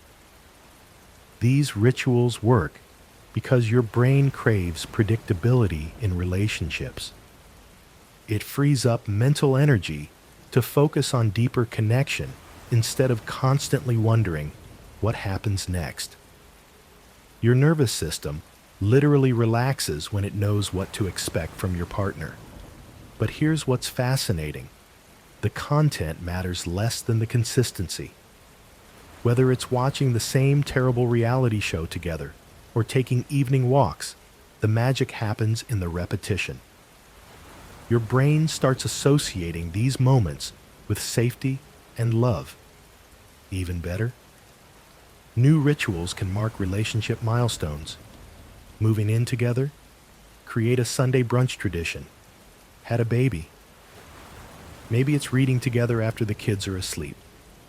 The couples who master this don't just survive life's chaos. They create islands of calm within it. Speaking of surviving chaos, wait until you hear what pet names actually do to your brain. When couples start calling each other Honey Bunny or Snuggle Muffin, something fascinating happens in their brains. These ridiculous pet names aren't just cute. They're actually rewiring neural pathways for deeper intimacy. The sillier the nickname, the stronger the bond. That's not a joke. Researchers found that couples using absurd pet names like Pickle or Buttercup show higher oxytocin levels than those sticking to basic terms like babe. Why? Because creating unique names requires emotional vulnerability. You're essentially saying, I trust you enough to sound completely ridiculous. Pet names work like verbal hugs throughout the day. Every time your partner hears their special nickname, their brain releases the same chemicals as physical touch. It's like getting a microdose of affection delivered straight to their reward center. But here's what's really wild. These names create a secret identity that exists only in your relationship. When someone calls you pumpkin pie in public, everyone else hears words. Your brain hears love, safety, and belonging, all wrapped up in 2 silly syllables. The couple that stops using pet names, they often report feeling more distant from each other. Those goofy nicknames aren't embarrassing. They're relationship superglue disguised as baby talk. Speaking of vulnerability bringing people closer, there's something even more powerful than pet names that creates unbreakable emotional bonds between partners. When someone trusts you with their deepest fears, something magical happens in your brain. Your caregiving instincts kick into overdrive, flooding your system with protective hormones that make you feel closer to them than ever before. It's weird, right? You'd think sharing scary stuff would push people apart. But vulnerability works the opposite way. When your partner admits they're terrified of failure, or that they sometimes feel like they're not good enough, your brain doesn't run away. Instead, it releases oxytocin like crazy and makes you want to wrap them in the world's biggest emotional hug. I learned this the hard way when my partner finally told me about their panic attacks. Instead of feeling burdened, I felt honored, like they'd handed me something precious and fragile. Turns out, that's exactly what happened neurologically. But here's where it gets really interesting. Couples who share fears don't just bond over the scary stuff. They develop this incredible empathy for each other that extends to everything else. When you've seen someone at their most vulnerable, their everyday worries start making perfect sense. The trust required to share genuine fears creates emotional safety that most couples never experience. You stop pretending to be perfect and start being real. And real connection beats fake perfection every single time. Speaking of real connections, your body language reveals secrets you didn't even know you were keeping. People in happy relationships literally glow. And I'm not talking about some metaphorical sunshine radiating from their hearts. This is actual, measurable biological stuff happening to their bodies. When you're genuinely loved and content, your stress hormones drop like a rock. Cortisol levels plummet by up to 40% in couples who feel secure together. Less stress means better blood circulation, which gives your skin that healthy flush everyone notices, but can't quite put their finger on. But here's where it gets really interesting. Happy couples smile more. Obviously, right? Well, those extra smiles aren't just expressions. They're facial workouts. All that grinning exercises your facial muscles in ways that actually create a more youthful appearance. It's like having a personal trainer for your face, except the gym membership is free hugs and inside jokes. The confidence boost is huge too. When someone thinks you're amazing, you start carrying yourself differently. Your posture improves, you make more eye contact, and suddenly other people find you more attractive. It's this weird feedback loop where being loved makes you more lovable to everyone around you. Even your hair gets shinier because reduced stress improves circulation to your scalp. Love literally makes you prettier from head to toe. Speaking of things that happen from head to toe, wait until you hear how falling in love completely rewrites your taste buds.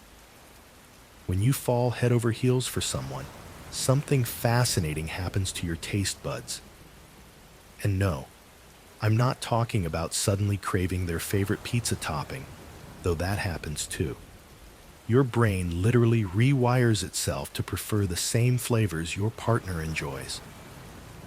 Scientists have tracked this phenomenon in couples over time, and the results are mind-blowing. Within 6 to 12 months of being together, partners start gravitating toward each other's food preferences without even realizing it. But here's where it gets really wild. This synchronization doesn't stop at food. Your music taste shifts. Those indie bands your partner loves, suddenly they don't sound so weird anymore. That classical music you used to skip, now it feels soothing. Even your color preferences change. If they love forest green, you'll unconsciously start noticing and appreciating green more often. The culprit behind this taste transformation? Mirror neurons. These specialized brain cells fire both when you experience something and when you watch your partner experience it. They're constantly working to help you bond and connect on deeper levels. Think about it. When your partner closes their eyes and smiles while tasting something delicious, your mirror neurons are taking notes. Over time, this creates new neural pathways that associate their pleasure with your own preferences. The craziest part is how natural this feels. You don't wake up one day thinking, I must like jazz now. It happens so gradually that couples often argue about who influenced whom first. This taste alignment serves an evolutionary purpose too. Shared preferences create more opportunities for positive experiences together. The dirty dishes from last night's dinner. The morning coffee routine that's become automatic. That moment when you both reach for the remote at exactly the same time. These aren't the moments that make it into romantic movies, are they? But here's what researchers discovered when they studied 25,000 couples over 15 years. The mundane stuff matters more than grand gestures, way more. Couples who rated their daily interactions as positive had relationship satisfaction scores that were 80% higher than those focused only on special occasions. Your brain doesn't actually distinguish between romantic and regular moments when it comes to bonding. Whether you're slow dancing under the stars or arguing about whose turn it is to take out the trash, you're still building neural pathways. The difference? How you handle these everyday encounters. When my neighbor told me her marriage was saved by doing laundry together, I thought she was joking. Turns out, folding sheets requires cooperation, timing, and a willingness to meet in the middle. Sound familiar? Those are the exact skills that predict long-term relationship success. The couples who never run out of steam treat grocery shopping like an adventure and dishwashing like teamwork. They've cracked the code that Hollywood keeps missing. Love isn't about the peaks. It's about finding joy in the valleys between them. Speaking of finding joy together, there's something fascinating about couples who never seem to run out of conversation. Partners who've been together for decades often seem to have an endless stream of conversation, while some couples run out of things to say after 6 months. What's their secret? The answer lies in something most people get completely backwards. They think long-term couples talk more because they know each other so well. Actually, it's the opposite. These couples never stop being curious about each other. Your brain has this weird quirk where it assumes it knows everything about familiar people. It's like your mental filing system puts your partner in a folder marked completely figured out and stops paying attention to new information. This is relationship death by 1,000 assumptions. But here's what the chatty couples figured out. People change constantly. Your partner isn't the same person they were last year or even last week. Every day brings new thoughts, experiences, and tiny shifts in perspective. The couples who stay curious keep discovering these changes. They ask questions like they're meeting for the first time. What made you smile today? What's something you've been thinking about lately? If you could change one thing about your morning routine, what would it be? These aren't earth-shattering questions, but they treat their partner like an evolving mystery rather than a solved puzzle. The moment you think you've got someone completely figured out is the moment you stop really seeing them. Then, there's the fascinating way conversations actually build momentum.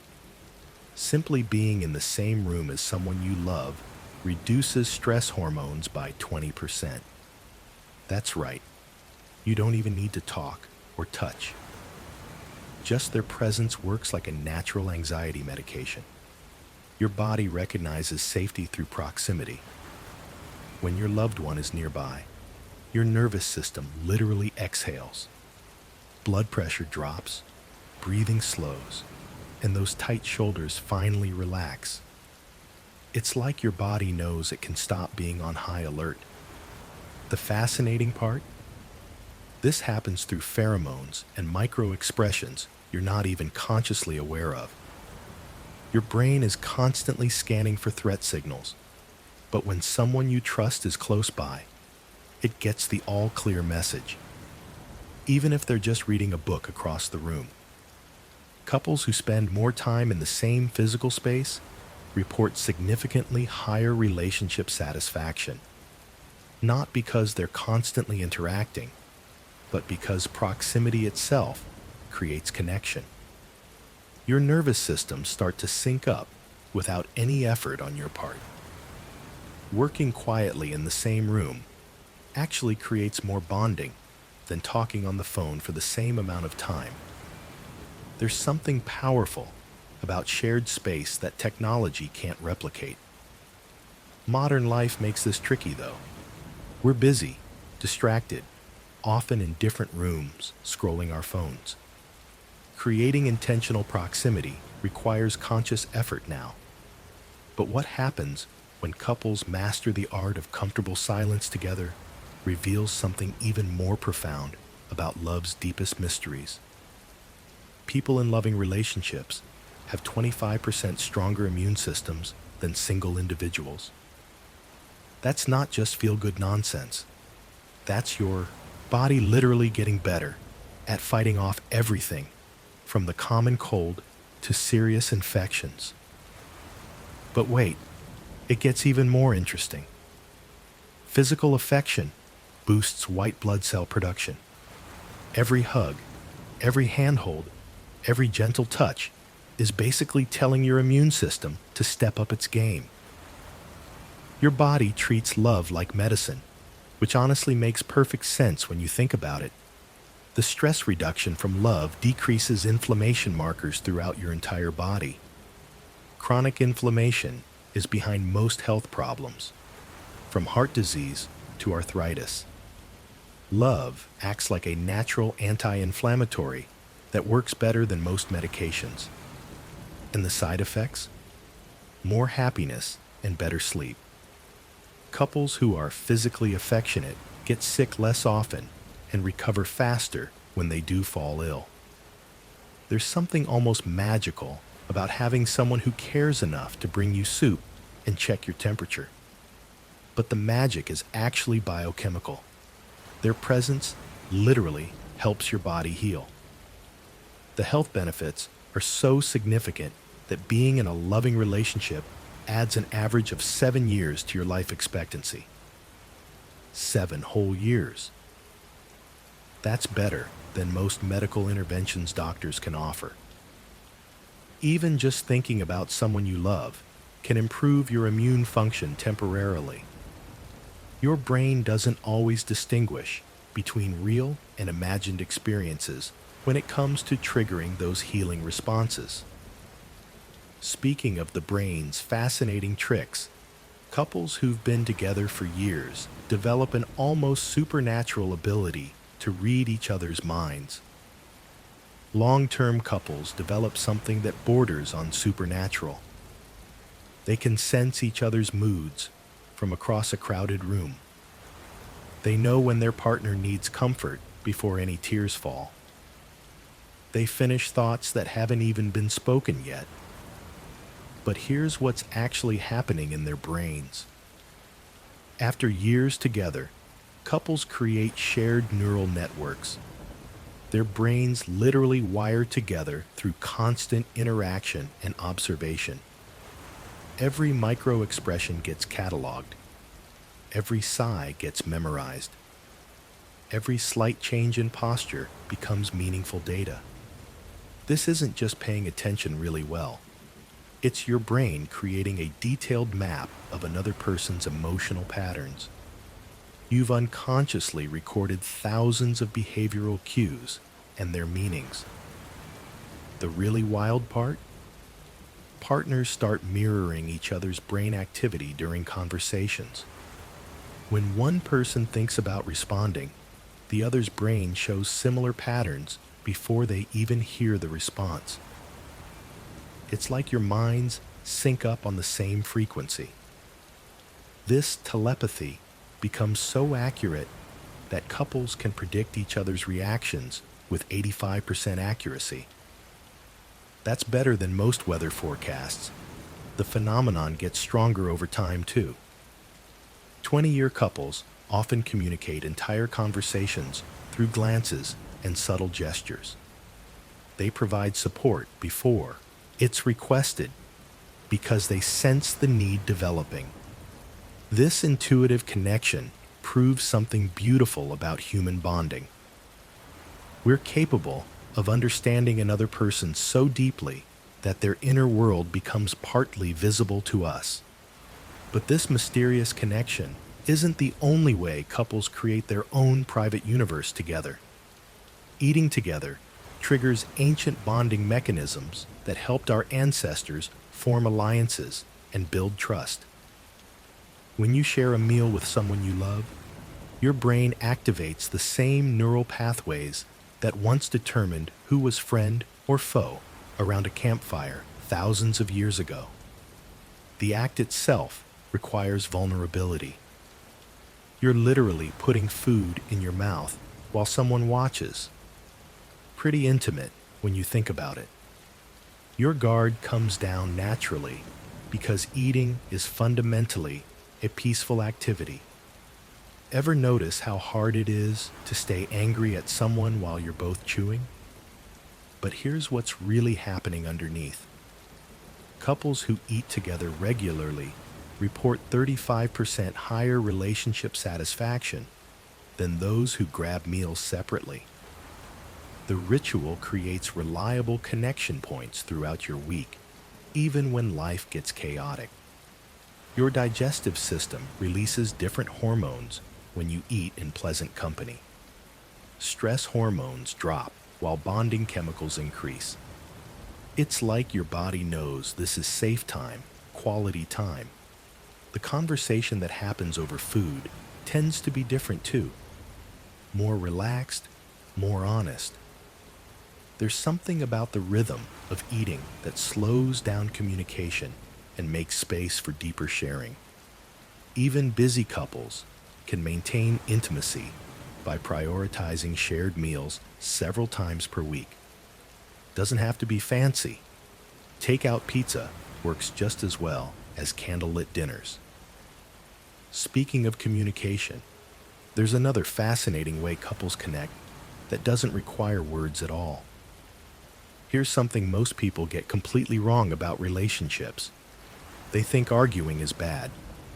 Well, buckle up, because healthy disagreement might just save your love life.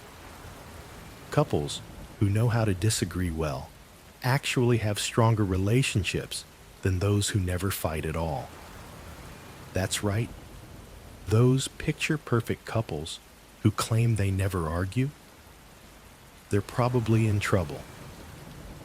When you disagree constructively, something fascinating happens in your brain. You're forced to organize your thoughts, understand your own position, and then explain it clearly to someone who sees things differently. It's like relationship boot camp for your communication skills. But here's what makes this really interesting. Couples who never disagree often have one partner who's basically become a doormat.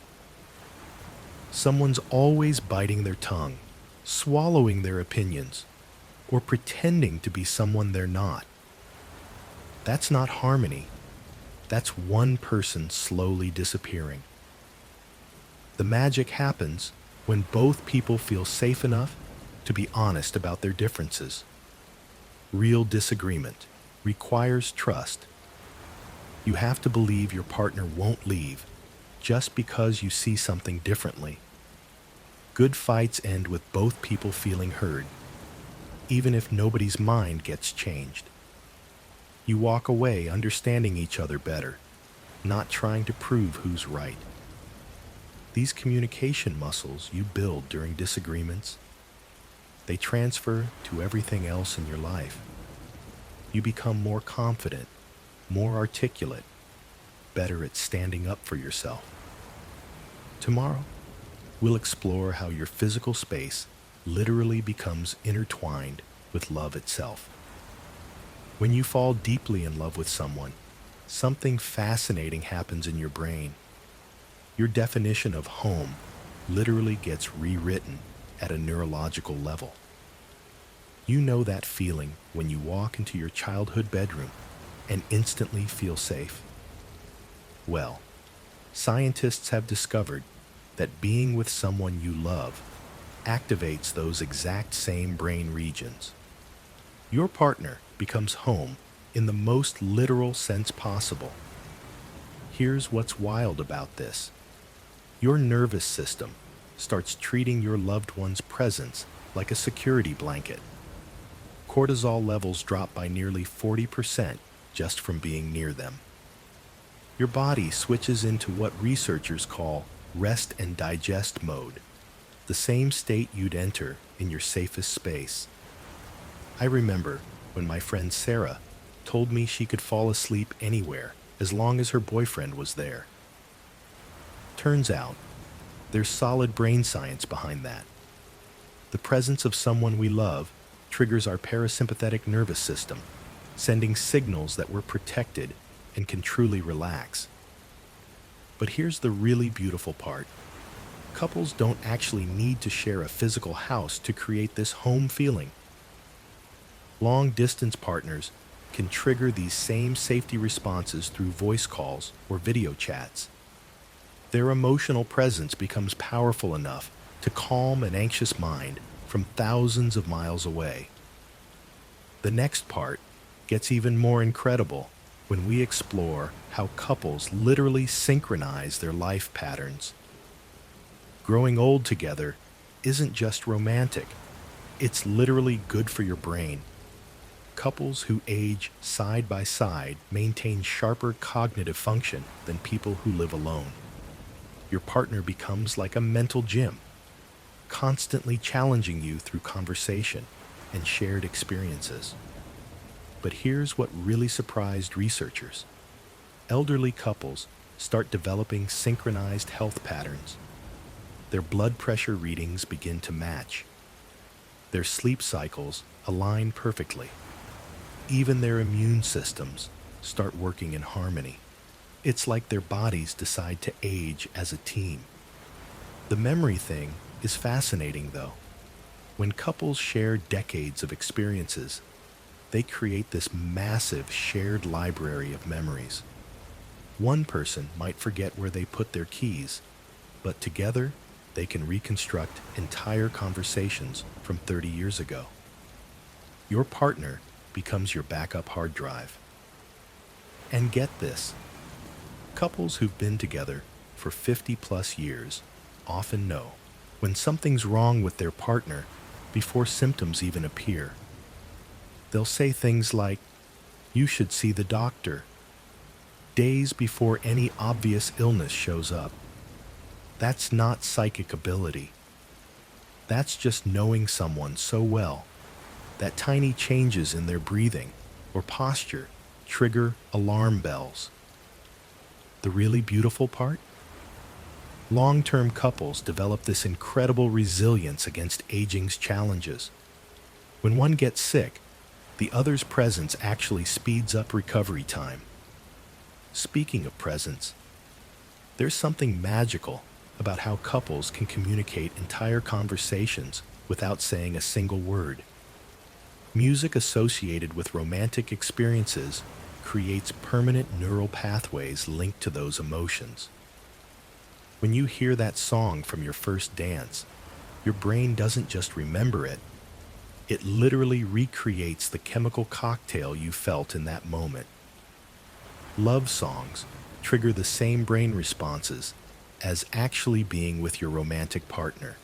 The combination of melody, rhythm, and lyrics activates multiple bonding systems simultaneously, flooding your system with oxytocin and dopamine.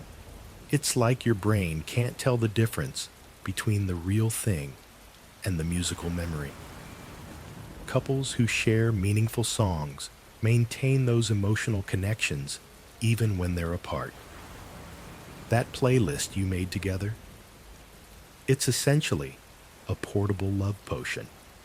The repetitive nature of songs reinforces romantic memories through multiple exposures, strengthening those neural pathways every single time you press replay.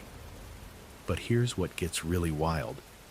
Even decades later, certain songs can instantly transport couples back to early romantic feelings. Your grandmother hearing her song at 80 can feel like a teenager again, complete with butterflies and racing heart. The reason love songs never get old isn't because the music industry keeps recycling the same four chords. It's because your brain has hardwired those melodies to some of your most powerful emotional experiences. Every time you hear them, You're not just listening to music, you're reliving love itself. Speaking of shared experiences that bond couples forever, having couple friends isn't just about double dates and group dinners. It actually rewires how your brain processes your own relationship. When you socialize with other couples, your mirror neurons fire in ways that strengthen your romantic bond. Wild, right? Couples with other couple friends have 50% lower divorce rates. That's not a coincidence. These friendships create a social ecosystem where love gets validated and reinforced constantly. You see other people choosing their partners daily, which reminds your subconscious that relationships require active choice. But here's what's really happening neurologically. When you watch your partner interact with friends, your brain processes them as a separate, interesting person again. You're not just seeing my boyfriend or my girlfriend. You're seeing them through fresh eyes, the way others see them. Double dates also provide relationship modeling without anyone realizing it. You unconsciously pick up communication patterns and conflict resolution strategies from couples you admire. Your brain catalogs these behaviors and incorporates them into your own relationship toolkit. Then there's the validation factor. When other couples celebrate your anniversaries, laugh at your inside jokes, or comment on how good you are together, it creates external reinforcement for your bond. Your relationship feels more real and important when it exists in a social context. Group activities generate novelty that many couples struggle to create alone. The shared excitement of trying new restaurants or planning weekend trips together keeps relationships dynamic. Speaking of dynamics, there's something fascinating about how physical touch patterns change when couples have strong friendships. Your smartphone might be ruining your love life, but not in the way you think. Sure, everyone complains about couples staring at screens during dinner. The real problem runs much deeper. Constant texting throughout the day sounds romantic, right? Actually, it's killing one of love's most powerful ingredients: anticipation. When you know exactly what your partner had for lunch, saw on their commute, and thought about during their 3 p.m. meeting, there's nothing left to discover when you reunite. Back in the day, couples had genuine curiosity about each other's days. Now, you've already lived it through 100 micro updates. The excitement of, "How was your day?" gets replaced with, "Yeah, I saw your story about the weird guy on the subway." But here's what gets really interesting. Video calls do trigger bonding chemicals, just not as much as being together in person. It's like diet soda versus the real thing. Close, but your brain knows the difference. Social media creates another strange twist. Posting couple photos actually reinforces your commitment by making it public. Your brain treats those likes and heart emojis as social validation of your relationship choice. Pretty clever when you think about it. The secret isn't avoiding technology completely. Smart couples use it to enhance their connection, not replace actual face-to-face bonding time. Speaking of bonding, there's something magical that happens when couples can simply exist together without saying a word. Advanced couples can communicate entire conversations through looks, touches, and shared quiet moments. It's like watching two people speak a language that doesn't need words. A raised eyebrow means, "Should we leave this party?" A gentle squeeze of the hand says, "I'm here for you." These silent exchanges happen dozens of times each day without either partner consciously planning them. The weird part? This wordless communication is often more accurate than actual talking. Comfortable silence indicates that partners don't need constant, entertainment from each other. Unlike new couples who feel compelled to fill every quiet moment with chatter, established partners understand that silence isn't empty space to be filled. It's connection without effort. Think about it. You can only truly relax with someone when you're not performing for them. These quiet moments allow both individuals to recharge while still feeling connected. You might be reading different books on the same couch, or walking together without saying anything, yet you're both getting emotional fuel from each other's presence. It's like having a wireless charging station for your heart. The ability to be quiet together develops only after establishing deep trust and acceptance. Early relationships are full of questions and discoveries, but mature love settles into peaceful coexistence. These peaceful moments often contain more intimacy than conversations or activities because they require zero pretense. But love doesn't just make you comfortable with silence. It actually makes you braver in every other area of life. Having someone who believes in you literally rewires your brain's risk assessment system. When you know someone has your back, your amygdala, that little alarm bell in your head, chills out by about 30%. It's like having a built-in confidence booster that never runs out of batteries. Take Sarah, who spent 3 years dreaming about starting her bakery, but never pulled the trigger. Then she met Marcus. He didn't just say go for it. He helped her crunch numbers on Saturday mornings and taste tested every experimental recipe. 6 months later, she had her business license. Was it his idea? Nope. But his belief made her brave enough to bet on herself. The chemistry behind this is fascinating. Love triggers the release of dopamine and oxytocin, which literally suppress the brain circuits responsible for fear and self-doubt. You're not imagining that superhero feeling. You're actually biochemically braver when someone loves you. But here's where it gets wild. This courage doesn't just stay within your relationship. Partners who support each other's dreams achieve 70% more of their individual goals than people flying solo. Love creates this ripple effect where being believed in makes you more willing to take chances everywhere, with your career, health, even friendships. The really beautiful part? This bravery becomes contagious. When one person succeeds because they felt supported, they naturally become more encouraging to their partner. It's like courage ping-ponging back and forth, building momentum. Speaking of building momentum, there's something equally powerful that happens when couples are apart. Your brain treats missing someone you love like a drug addiction. The same neural pathways light up when you're separated from your partner as when someone withdraws from cocaine or heroin. Makes sense why that ache feels so real, right? But here's what's fascinating. Your body starts producing withdrawal symptoms within hours of separation. Your cortisol spikes, dopamine crashes, and your nervous system goes into mild panic mode. It's like your brain is screaming, "Where's my person?" The intensity depends on how attached you are. New couples might feel this after just a few hours apart.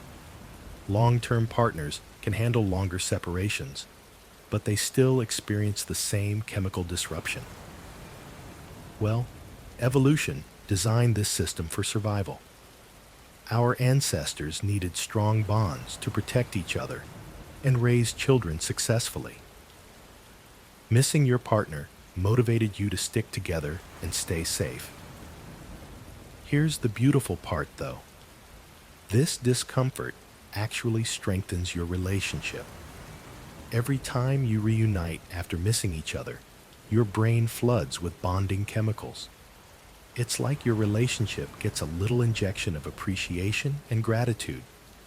Short separations work like relationship vitamins. A day or two apart makes you notice all the little things your partner does that you might take for granted. You remember why you fell for them in the first place. But why do some people handle separation better than others? Money conversations might not sound romantic, but they're actually one of the most intimate things couples can share. When two people talk openly about their finances, something magical happens in their brains. The trust centers light up like Christmas morning. Couples who discuss money regularly have 50% less financial stress than those who pretend money doesn't exist. That's huge. But here's what's really wild. Love literally changes how we think about spending and saving. When you're in love, your brain starts thinking in terms of we instead of me. That $20 coffee habit? Suddenly you're wondering if that money could be better spent on something for both of you. It's like your financial priorities get a complete software update. The generous part is fascinating too. People in loving relationships become more willing to spend money on their partners than they ever were on themselves. A guy who clips coupons religiously will drop serious cash on his girlfriend's birthday without blinking. Makes sense, right? Then there's the security factor. Love makes people want to build something together. Couples start thinking about emergency funds, retirement plans, and mortgages. Financial planning becomes this weird form of foreplay. Planning your future together triggers the same brain chemicals as other bonding activities. But money fights can destroy even the strongest relationships if couples don't learn to navigate them properly. The secret isn't avoiding money talks. It's learning how to have them without losing your minds. Speaking of losing your minds, wait until you hear how couples develop actual telepathic abilities over time. Partners develop the ability to predict each other's reactions with 85% accuracy after 2 years together. That's better than most weather forecasts and way more useful for daily survival. This intuition comes from unconsciously cataloging thousands of behavioral patterns and responses. Your brain becomes like a detective, picking up tiny clues about how your partner reacts to stress, excitement, disappointment, or surprise. After enough data collection, you can practically read their mind. But here's what's fascinating. Couples use this knowledge to avoid conflicts and provide support before it's even requested. You know your partner's going to be grumpy after a long day at work, so you order their favorite takeout before they get home. You sense they're about to get overwhelmed during family gatherings, so you create an excuse to leave early. The development of couple intuition indicates successful emotional attunement and deep understanding. It's like your emotional radars have synced up. You're not just living together, you're operating as a coordinated team. This ability becomes stronger over time and extends to predicting preferences, needs, and desires. Partners who trust their intuition about each other make better relationship decisions. They know when to push and when to back off, when to talk, and when to just be present. Then there is the question of why some people fall in love faster than others. Some folks practically dive headfirst into love after just one coffee date. Others need months to even admit they might like someone. And no, it's not about being picky versus desperate. People with secure attachment styles, those who grew up feeling safe and loved, actually fall faster than anyone else. Sounds backwards, right? You'd think they'd be more cautious. But here's the thing. They're not afraid of getting hurt because they trust their ability to handle whatever comes next. Meanwhile, someone who's been burned before might take forever to open up, even to an amazing person. Their brain is basically running a background security check on every interaction. Then there's the hormone lottery.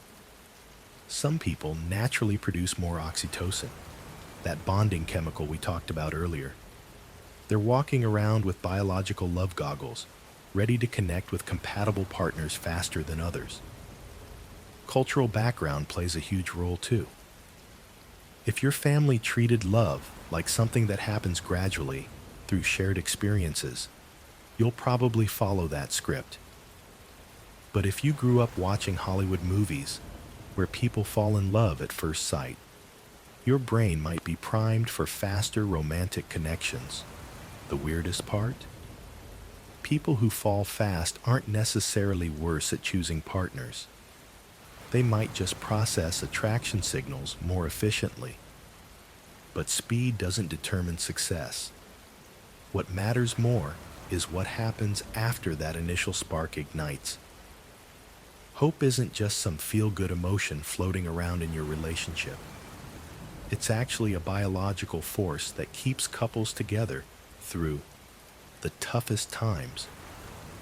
When couples maintain optimism about their future, their brains release dopamine, the same chemical that fires when you achieve a goal. That's right. Just believing your love will last triggers the same reward system as actually accomplishing something important. Pretty clever design, isn't it? But here's where it gets really interesting. Hope literally rewires your brain's prediction centers. Couples who believe their relationship will survive start making decisions based on that future. They invest more time, forgive more easily, and work harder during conflicts because they've already decided the outcome is worth it. The data backs this up too. Relationships where both partners maintain optimism have 60% higher success rates than pessimistic couples. Even during massive fights, hopeful couples think, "We'll figure this out," instead of, "This is the end." And here's the beautiful part. Hope becomes self-fulfilling. When you expect your love to last, you create the very experiences that make it last. You plan vacations together, make long-term financial decisions, and treat temporary problems as exactly that. Temporary. Well, hope works best when it meets reality. The couples who stay optimistic while also adapting to change, they've discovered something powerful about how relationships actually evolve over time. When you're deeply in love with someone, something magical happens to how you experience time. Not metaphorically magical. Actual, measurable changes in your brain that make minutes feel like hours and hours disappear in what seems like seconds. Your brain on love operates like a hyperactive photographer, capturing way more details than usual. During intense conversations with your partner, your neural networks fire at triple their normal rate. All that extra processing makes moments stretch out like taffy. That's why a 30-minute talk can feel like it lasted 3 hours. Your brain literally experienced more information. But here's where things get wonderfully weird. When you're enjoying yourself with someone you adore, time speeds up instead. Dopamine floods your system, creating what researchers call flow state. Your prefrontal cortex, usually busy monitoring the clock, basically takes a vacation.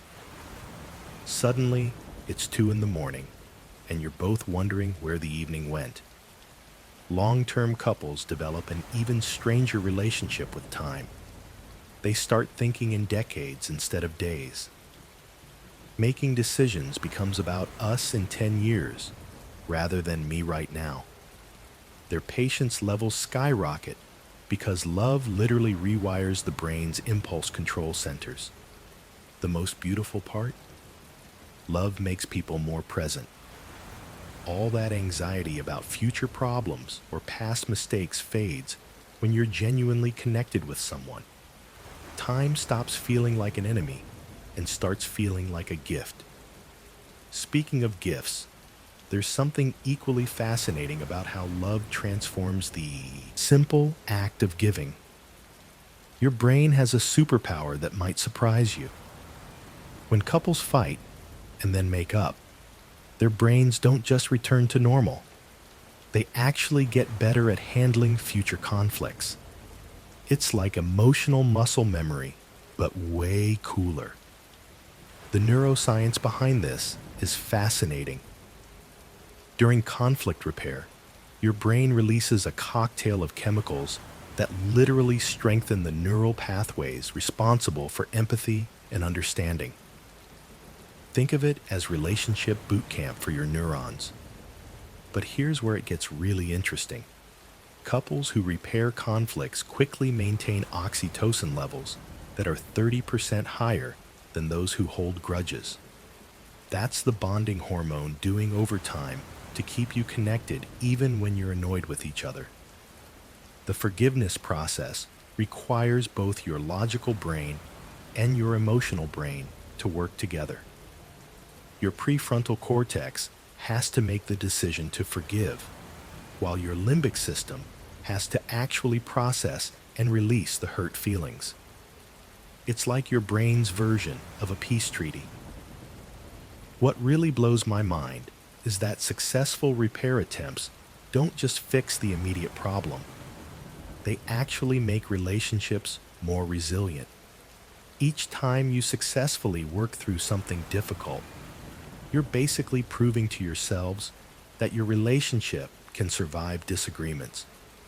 Partners who apologize effectively activate empathy centers in their partner's brain. Well, speaking of brain activation, wait until you hear how love literally changes what you see. Being in love doesn't just make your partner look more attractive. It literally rewrites how your brain processes beauty in everything around you. When you're head over heels, your dopamine levels surge like you've hit the neurochemical lottery. This flood of feel-good chemicals doesn't stay contained to romantic thoughts. It spills over into every visual experience you have. Colors appear more vibrant. That sunset you walked past yesterday without noticing, suddenly it's breathtaking. Scientists tracked couples through different stages of relationships and found something fascinating. People in the honeymoon phase consistently rated sunsets, music, and artwork as more beautiful than single people or those in long-term relationships. The rosy glasses effect isn't just a cute saying. Your brain is literally filtering reality through a beauty enhancer. But here's what gets really interesting. This enhanced appreciation creates a feedback loop that strengthens your bond. When everything feels more beautiful, you associate that beauty with your partner's presence. Those gorgeous moments become romantic memories tied to them. Smart couples figure out how to exploit this natural high. They point out beautiful things to each other constantly. Look at that cloud formation. Listen to this song. Isn't this coffee amazing? Each shared moment of appreciation amplifies the brain's beauty processing and creates micro-romantic experiences. The effect works both ways too. When relationships hit rough patches, everything genuinely looks duller and more gray. But now, you'll discover how couples who seem to never run out of conversation actually maintain that spark for decades. Your partner keeps doing things that annoy you, but somehow you still love them to pieces. Well, there's actually a reason why some gestures make you feel amazing, while others fall completely flat. Everyone has a preferred way of giving and receiving love that formed during childhood. Think about it. Some people light up when you tell them they're amazing, while others couldn't care less about compliments, but melt when you do the dishes without being asked. Psychologists identified 5 main love languages after studying thousands of couples: words of affirmation, physical touch, receiving gifts, acts of service, and quality time. But here's where it gets tricky. Most people assume everyone else speaks the same love language they do.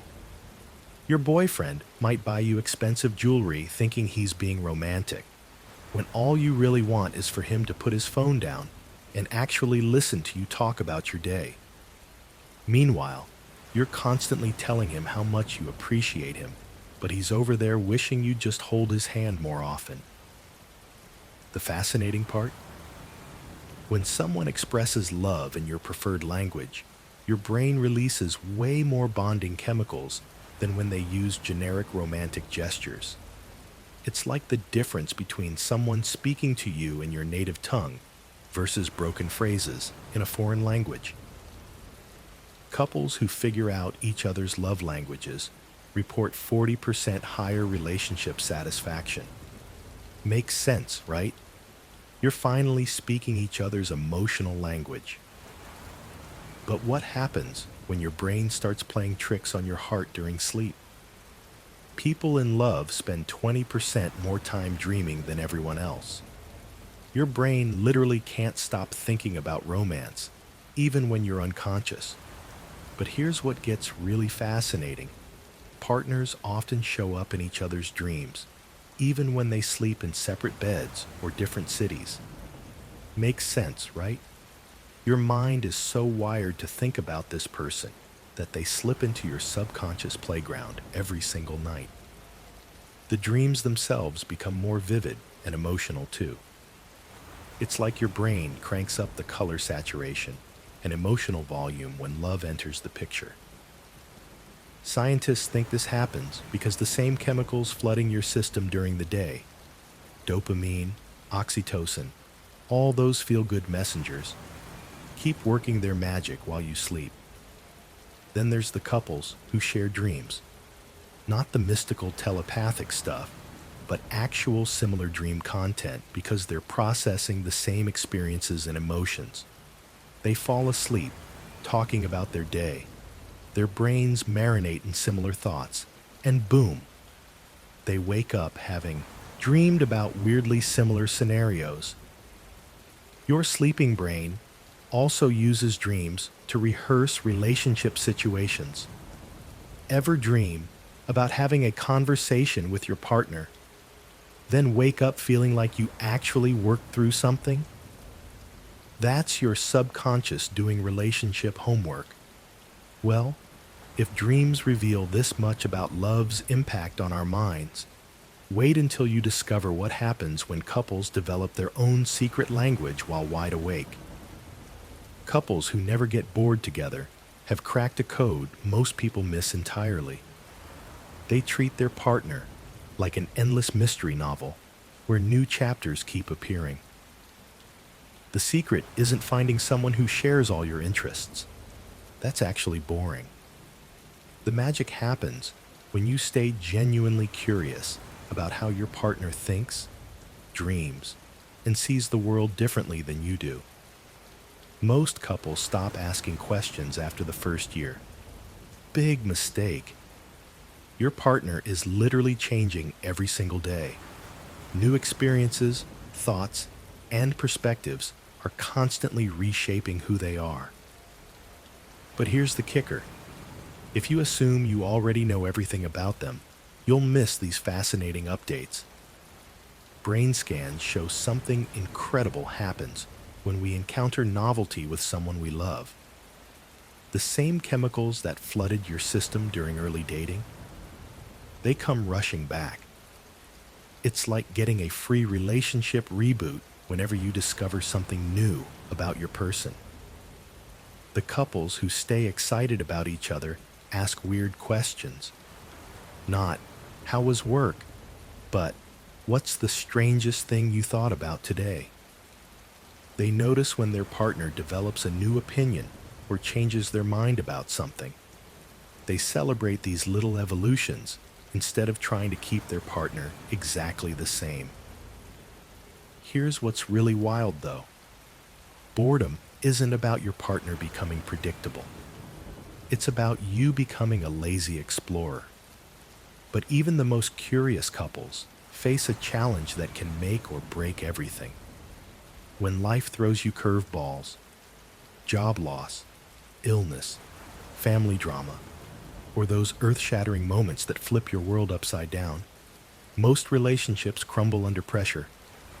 But some couples, they emerge stronger than ever. The secret isn't luck or perfect compatibility. It's biology. Major life changes trigger massive stress responses in your brain.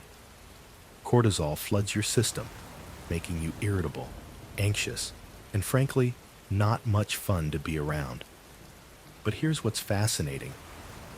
When you have a secure romantic partner by your side, their presence literally dampens this stress response by up to 40%. Your nervous system recognizes safety and dials down the panic. Even more remarkable, couples who weather storms together develop what researchers call stress inoculation. Each challenge they overcome creates neural pathways that whisper, "We've got this." The brain essentially builds a database of evidence that this partnership can handle whatever life dishes out. But there's a darker side to this survival story. When one partner consistently lacks support during tough times, their brain starts treating the relationship itself as another source of stress rather than refuge. The very person who should provide comfort becomes associated with additional pressure. The couples who thrive through chaos share one crucial trait. They instinctively turn toward each other instead of away. They've mastered something even more powerful than surviving change together. They've learned how shared silence can heal wounds that words cannot touch. Couples who create their own little rituals together aren't just being cute. They're literally rewiring their brains for relationship success. And we're not talking about grand romantic gestures here. The most powerful traditions are often the smallest ones. That morning coffee you share before anyone else wakes up, your brain starts producing anticipation chemicals the moment you smell those beans brewing.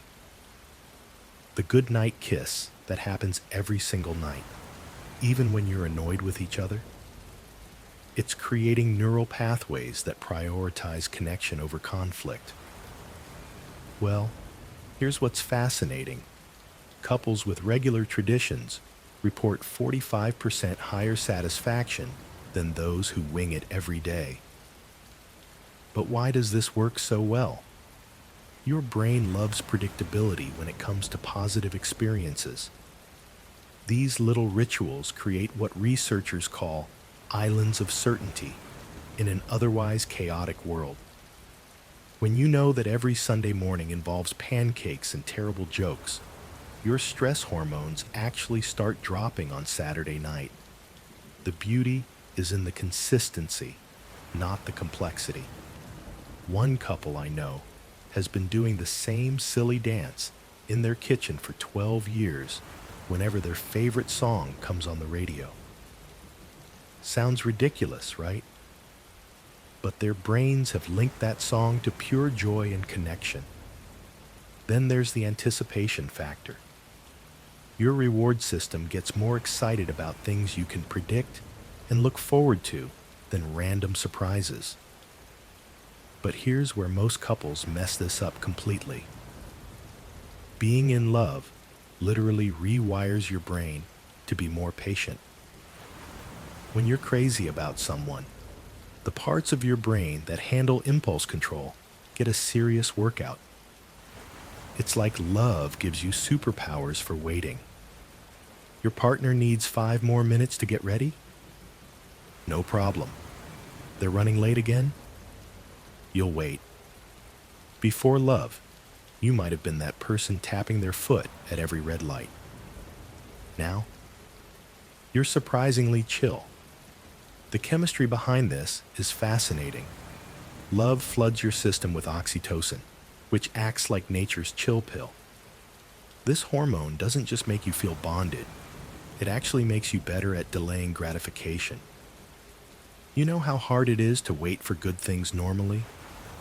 Love makes it easier. But here's what's really wild.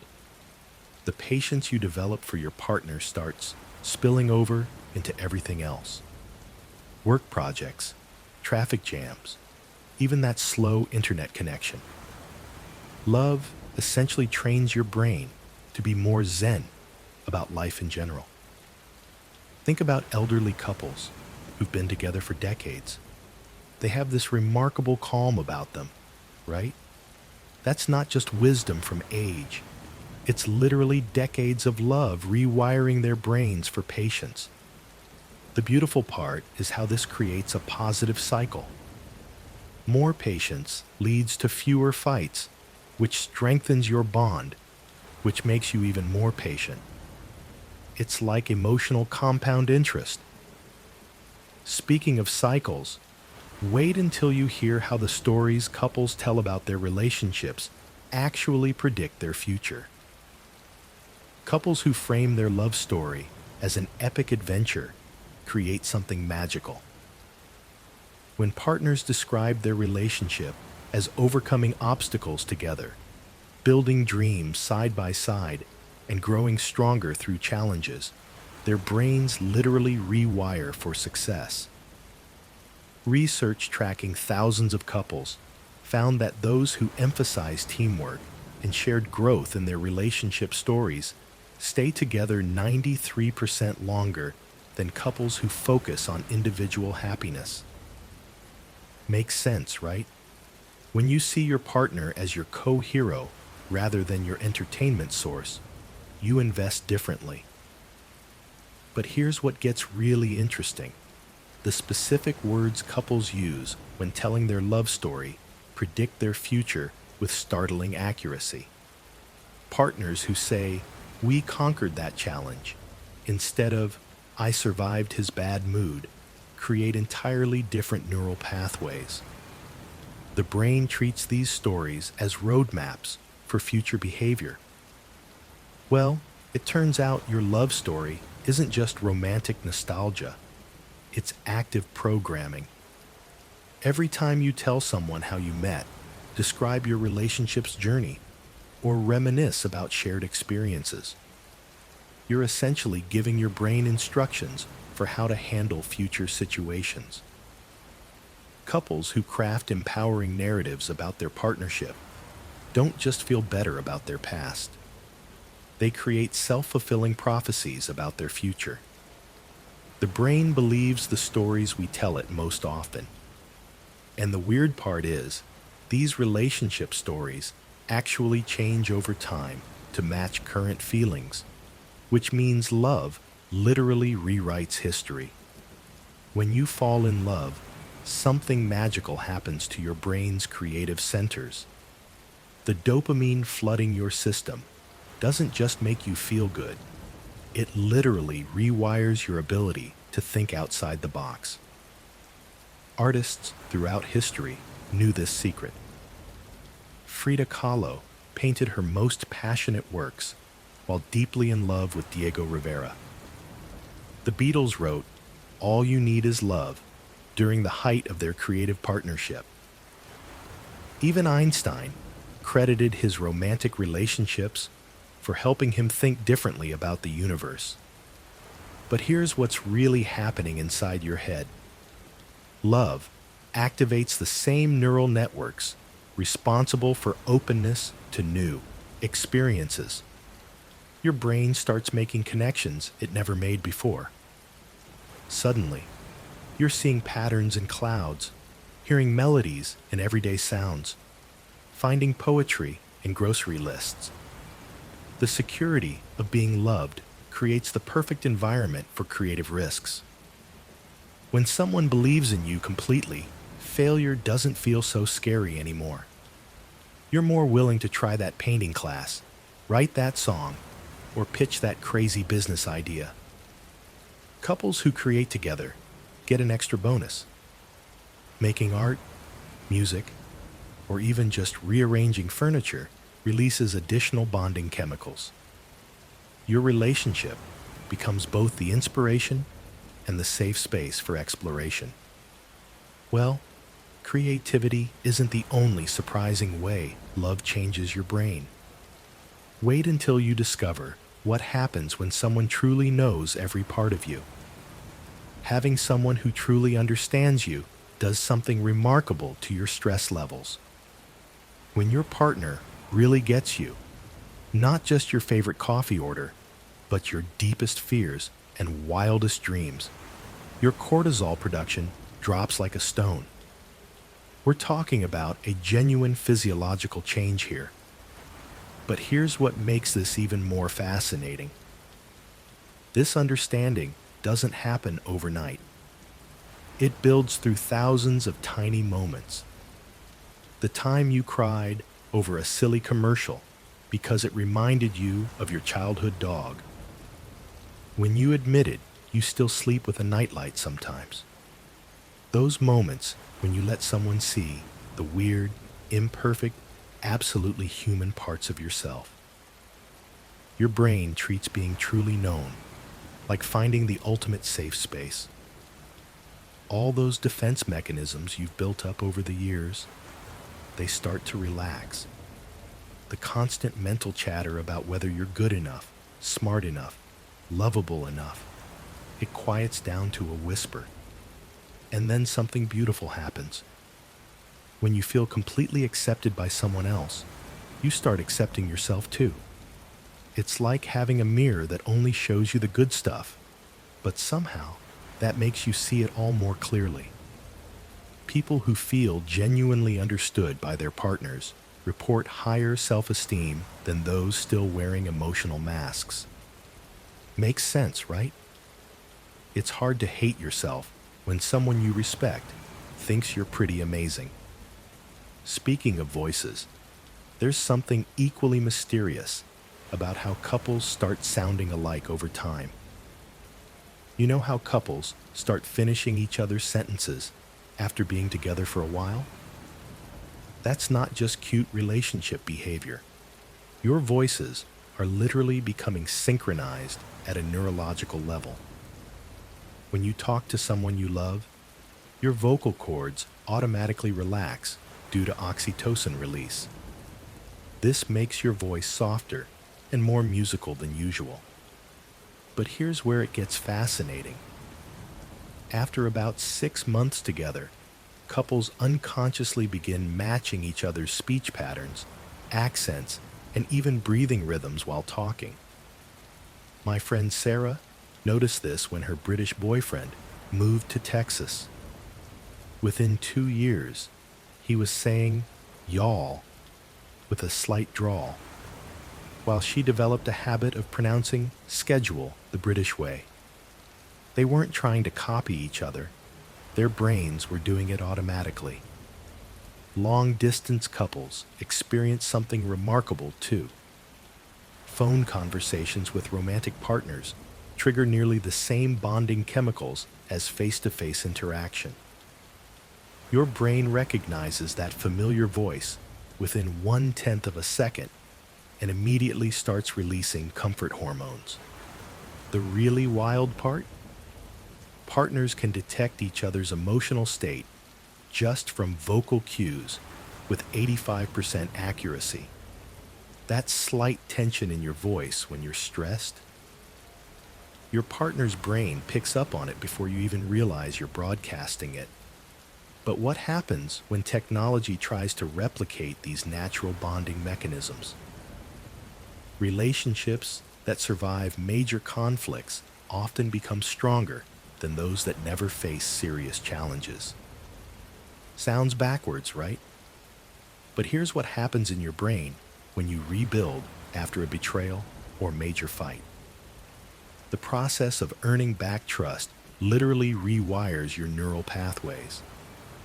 Your brain has to work overtime to prove safety again, which creates deeper bonding than couples who coast along without drama. Think of it like a broken bone that heals stronger at the break point. When someone gives you a second chance, Your reward centers light up like a Christmas tree. The relief of being forgiven floods your system with gratitude hormones. Meanwhile, the person doing the forgiving experiences a surge of empathy chemicals that actually makes them feel more loving than before the conflict happened. But here's the catch. Second chances only work when real change occurs. Your brain can detect fake apologies from a mile away. Those micro expressions we talked about earlier, they reveal everything. Genuine remorse activates completely different facial muscles than performative sorry saying. The most fascinating part is how couples who rebuild successfully develop what researchers call conflict confidence. They've proven to themselves that their relationship can survive almost anything. This makes them braver about being vulnerable and honest in the future. However, some couples become addicted to the drama makeup cycle because those reconciliation hormones feel so intense. The key difference between healthy rebuilding and toxic patterns comes down to one thing: whether both people actually grow from the experience.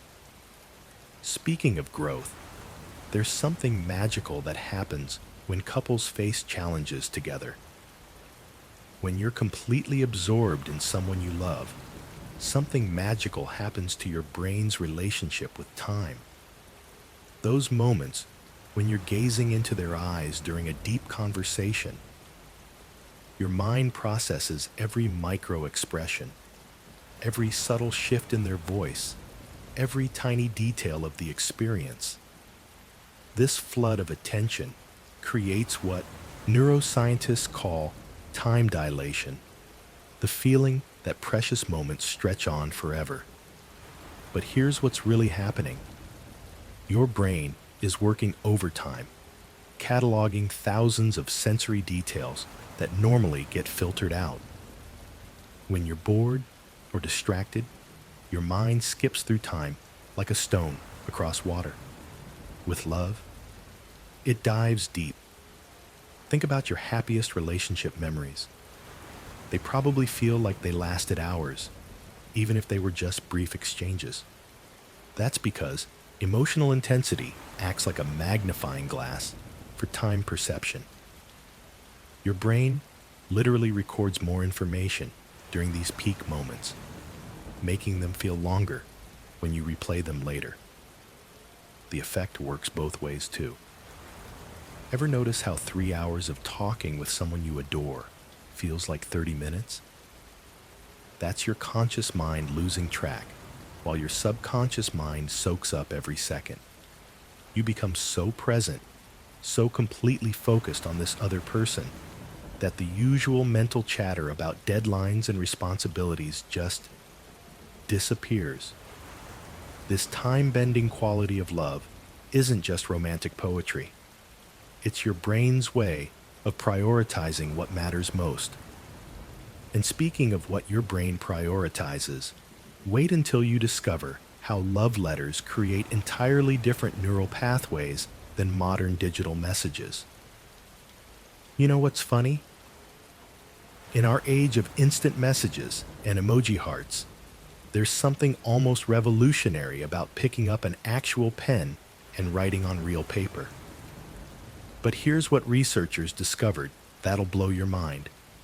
When you handwrite a love note versus typing it out, your brain literally processes the emotions differently. The physical act of forming letters by hand slows down your thinking just enough to let deeper feelings surface. It's like your heart has more time to catch up with your head. Meanwhile, the person reading your handwritten words experiences something their brain can't get from a text message: the actual energy you put into creating each letter. Think about it this way. When someone takes 20 minutes to carefully write you 3 sentences versus firing off a quick love you text, which one makes your chest feel warmer? Your brain knows the difference between effort and convenience. But the really wild part is how your hands remember the motion of writing someone's name. Years later, that muscle memory can trigger the same emotions you felt when you first wrote it. It's like your body keeps a physical record of love. Even receiving a handwritten note activates your sense of touch, smell, and sight all at once. You can feel the pen pressure, maybe catch a hint of someone's perfume on the paper. Speaking of the senses working together in love, wait until you hear what happens when couples start sharing meals. Couples unconsciously synchronize their eating patterns within just 6 months of living together. Your breakfast timing, snack preferences, even how fast you chew. It all starts matching your partner's rhythm without you realizing it. But here's what's really fascinating. Cooking for someone you love triggers the same caregiving instincts that mothers feel when feeding their babies. Your brain releases oxytocin and dopamine, creating a natural high that's stronger than most recreational drugs. No wonder your grandmother always showed love through food. The act of sharing meals goes deeper than just nutrition. When you eat with someone, you're literally in a vulnerable state. You can't talk while chewing, your guard is down, and you're focused on basic survival needs. This vulnerability creates trust and intimacy that couples rarely achieve through conversation alone. Ever notice how your food preferences have shifted since being with your partner? That's not coincidence. Your taste buds actually adapt to foods associated with positive relationship memories. That weird sandwich your partner loves? Give it a year, and you'll probably crave it too. The strangest part is how couples start craving the same foods at the same times. Scientists think it's because you're picking up on each other's subtle hunger cues and stress patterns throughout the day. Then there's the primal satisfaction of feeding someone you care about. Physical attraction in long-term relationships works completely backwards from what most people think. While everyone obsesses over gym routines and anti-aging creams, the real secret lies buried in your brain chemistry. When you first meet someone, sure, physical features matter. But after 6 months together, your brain literally rewires itself to find your partner more attractive than when you first met them. Wild, right? This happens because your visual cortex starts associating their face with positive emotions and memories. That crooked smile becomes endearing instead of imperfect. Those laugh lines become beautiful because they remind you of all the times they made you giggle. But here's where couples mess up entirely. They think physical attraction dies because the spark fades. Wrong. It dies because they stop touching each other outside the bedroom. Non-sexual touch is like relationship superglue for attraction. Couples who hold hands, give quick shoulder rubs, or brush past each other in the kitchen maintain way higher attraction levels than those who only touch during intimate moments. Your skin has over 5 million touch receptors that send happy signals straight to your brain. When these receptors regularly associate your partner with comfort and safety, your brain keeps them in the attractive category indefinitely. Plus, when someone feels emotionally safe with you, they literally look more beautiful because stress hormones stop aging their face. Speaking of faces, wait until you discover how your actual voice changes when you're deeply in love. Even when someone's memory starts to fade, love somehow finds a way to stick around. It's like the heart remembers what the mind forgets. People with dementia might not recognize faces or remember names, but they often still feel safe and calm around their longtime partners.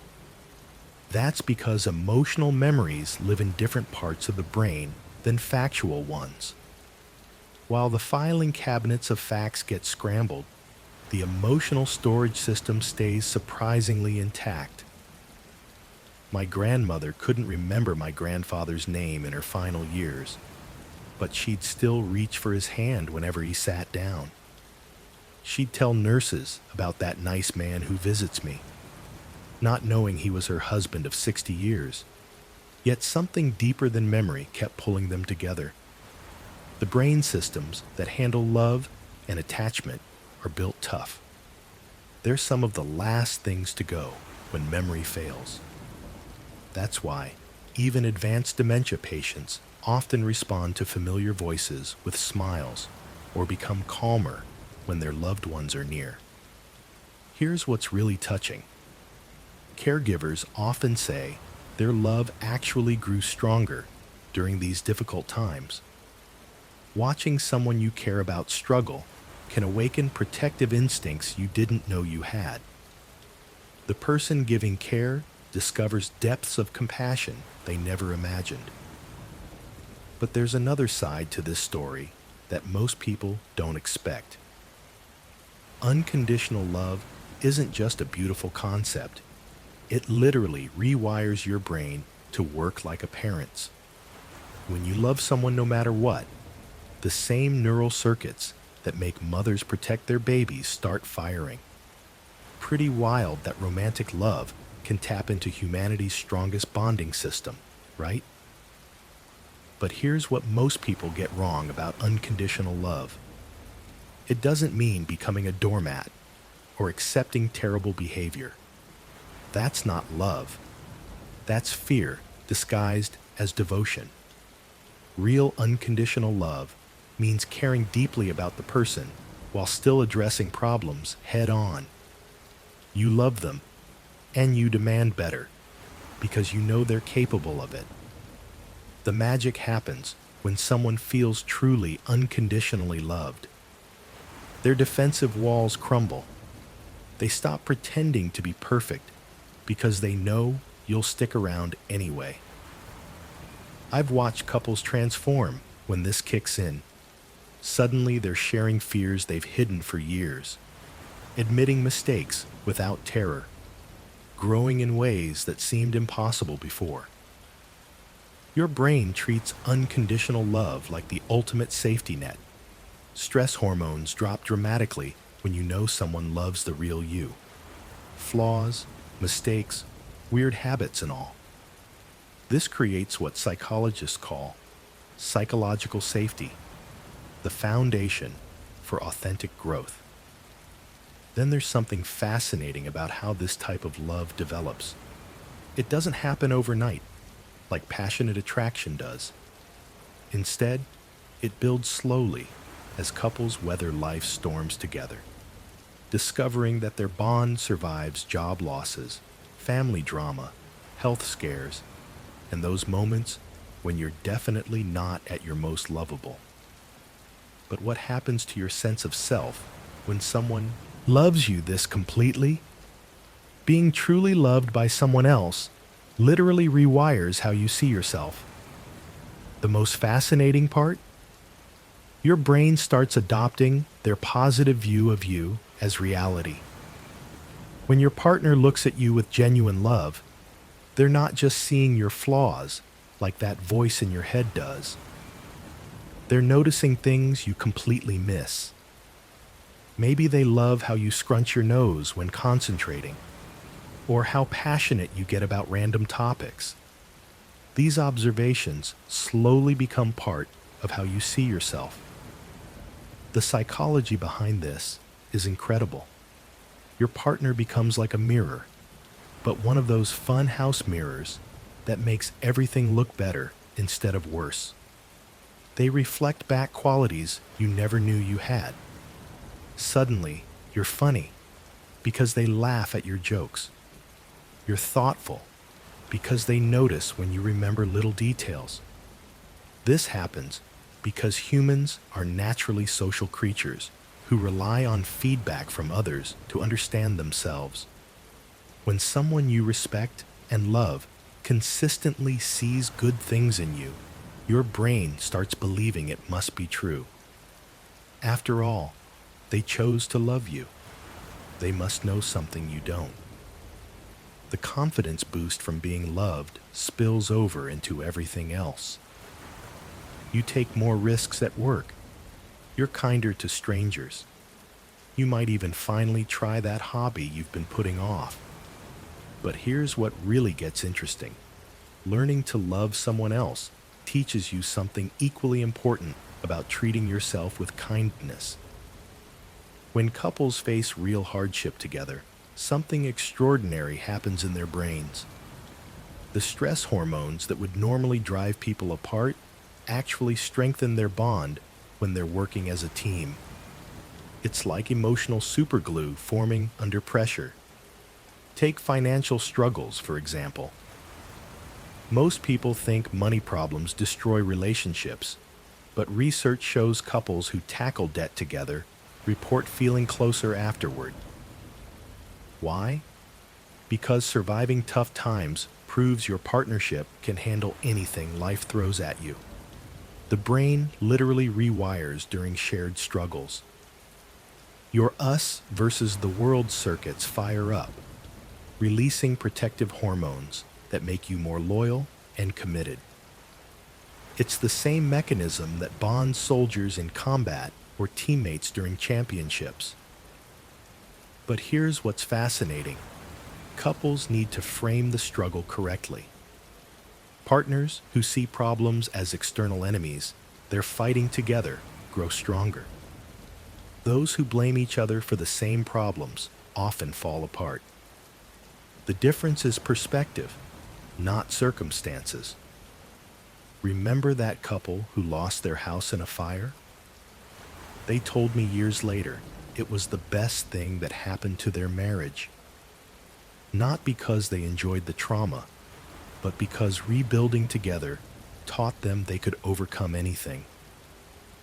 Your shared war stories become the foundation of unshakable trust. But what happens when that trust gets tested by something even more challenging than external struggles?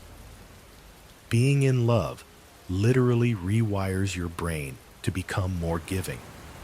When you're head over heels for someone, your body cranks up oxytocin production like a factory working overtime. This hormone doesn't just make you feel warm and fuzzy about your partner. It transforms you into someone who actually wants to help complete strangers. Researchers tracked couples over 5 years and found something remarkable. People in loving relationships donated 40% more to charity than single folks. They volunteered more hours. They even held doors open for strangers and helped elderly people with groceries. Love apparently comes with a built-in superhero cape. The brain chemistry explains everything. When you feel secure and loved, you're not constantly worried about your own survival and happiness. That frees up mental and emotional energy to notice other people's needs. It's like having a full gas tank instead of running on empty. Suddenly you can take detours to help others. Couples often become philanthropic power duos. One partner's generosity inspires the other, creating this beautiful feedback loop of giving. They start volunteering together, supporting causes as a team, becoming the type of people who organize neighborhood food drives and remember everyone's birthdays. But here's what makes this even more fascinating. This generous spirit doesn't just stay within your relationship. Love literally makes you a better person for everyone around you. Which brings us to something equally incredible about how couples transform together instead of drifting apart over time. You know what's fascinating? Most couples think growing apart is inevitable, like they're on some predetermined path toward boredom and resentment. Well, that's complete nonsense. The couples who stay madly in love for decades, They've cracked a code that nobody talks about. They grow together instead of apart, and it's not some mystical relationship magic. When researchers followed 5,000 couples for 20 years, they discovered something incredible. The pairs who remained deeply connected didn't just maintain their relationships, they actively evolved them. These couples treated their partnership like a living, breathing thing that needed constant nurturing and fresh experiences. But here's where most people mess up. They think growing together means becoming identical twins. Wrong. The strongest couples actually encourage each other's individual growth while building shared experiences. It's like being two separate plants in the same garden. You need your own soil and sunlight, but you're creating something beautiful together. The secret sauce? These couples schedule regular relationship check-ins where they share their dreams, fears, and goals. They take classes together, travel to new places, and try activities that neither would attempt alone. They stay curious about each other, asking questions like, "They're still dating?" Most importantly, they support each other's personal ambitions. When your partner achieves something amazing, their success becomes your success too. That shared pride creates an unbreakable bond that only gets stronger with time. Speaking of unbreakable bonds, wait until you hear about the secret language every lasting couple develops. Long-term couples develop their own secret code that goes way beyond finishing each other's sentences. After years together, partners create an entire communication system that's more efficient than any language textbook could teach. This private language starts small. Maybe you call pizza triangle food because of one silly conversation. Or you have a specific look that means, "Let's leave this party now," without saying a word. Before you know it, you're communicating in shorthand that would confuse anyone else listening. But here's what's really happening in your brain. When couples develop these unique ways of talking, they're actually building shared neural pathways. Your minds literally sync up to understand references, gestures, and even silence in ways that are completely invisible to outsiders. The funniest part? These private languages never stop growing. My friends who've been married 30 years still invent new words for things. They'll call the TV remote the clicker dicker for no logical reason, and somehow it sticks forever. Well, it turns out there's a deeper purpose here. This secret language creates an exclusive club of two people. Every inside joke and weird phrase builds a wall around your relationship that says, "This is ours and nobody else gets it." The efficiency is incredible too. Couples can have entire conversations with just eyebrow movements and head tilts. Speaking of efficiency, there's something even more fascinating about how couples time their conversations perfectly. You know that feeling when you meet someone and everything just clicks, but the timing is completely wrong? Well, there's actually a reason why love seems to follow its own mysterious schedule. Your brain doesn't fall in love randomly. It waits for specific windows of emotional readiness that have nothing to do with whether someone is attractive or available. Think about it. How many times have you heard someone say, "I met my soulmate, but I wasn't ready"? Major life transitions create these windows. Starting college, changing careers, moving cities, or even recovering from loss. During these moments, your brain becomes more open to forming new emotional bonds. It's like your psychological defenses temporarily lower their guard. But here's what's fascinating. People who just resolved issues from previous relationships suddenly become magnets for healthy love. Your brain literally rewires itself to recognize better partners once you've processed past emotional baggage. That's why rebound relationships rarely work. But relationships that start after genuine healing often flourish. The timing isn't just about you either. Two people can meet multiple times over years, feeling nothing. Then suddenly, everything changes when both are emotionally available simultaneously. Their brains finally sync up at the right moment. Even your daily emotional cycles affect when you're most open to connection. Late afternoon, when stress hormones naturally dip, you're actually more receptive to romantic feelings than morning or evening. Speaking of perfect timing, there's something even more mysterious about why some people fall head over heels instantly while others take months to warm up. Despite the possibility of heartbreak, love provides more psychological and physical benefits than any other human experience. Seriously, your immune system gets stronger, your stress levels drop, and you literally live longer when you love someone deeply. Even the risk of getting hurt can't outweigh these massive advantages. The crazy thing? The risk of loss actually makes love more precious and motivates people to invest harder in their relationships. It's like knowing your favorite restaurant might close down someday. You appreciate every meal there more intensely. People who love deeply, even if they eventually experience loss, report way higher life satisfaction than those who play it safe emotionally. Think about it this way. The courage required for love develops serious emotional strength and resilience. Every time you choose to be vulnerable, you're basically doing emotional weightlifting.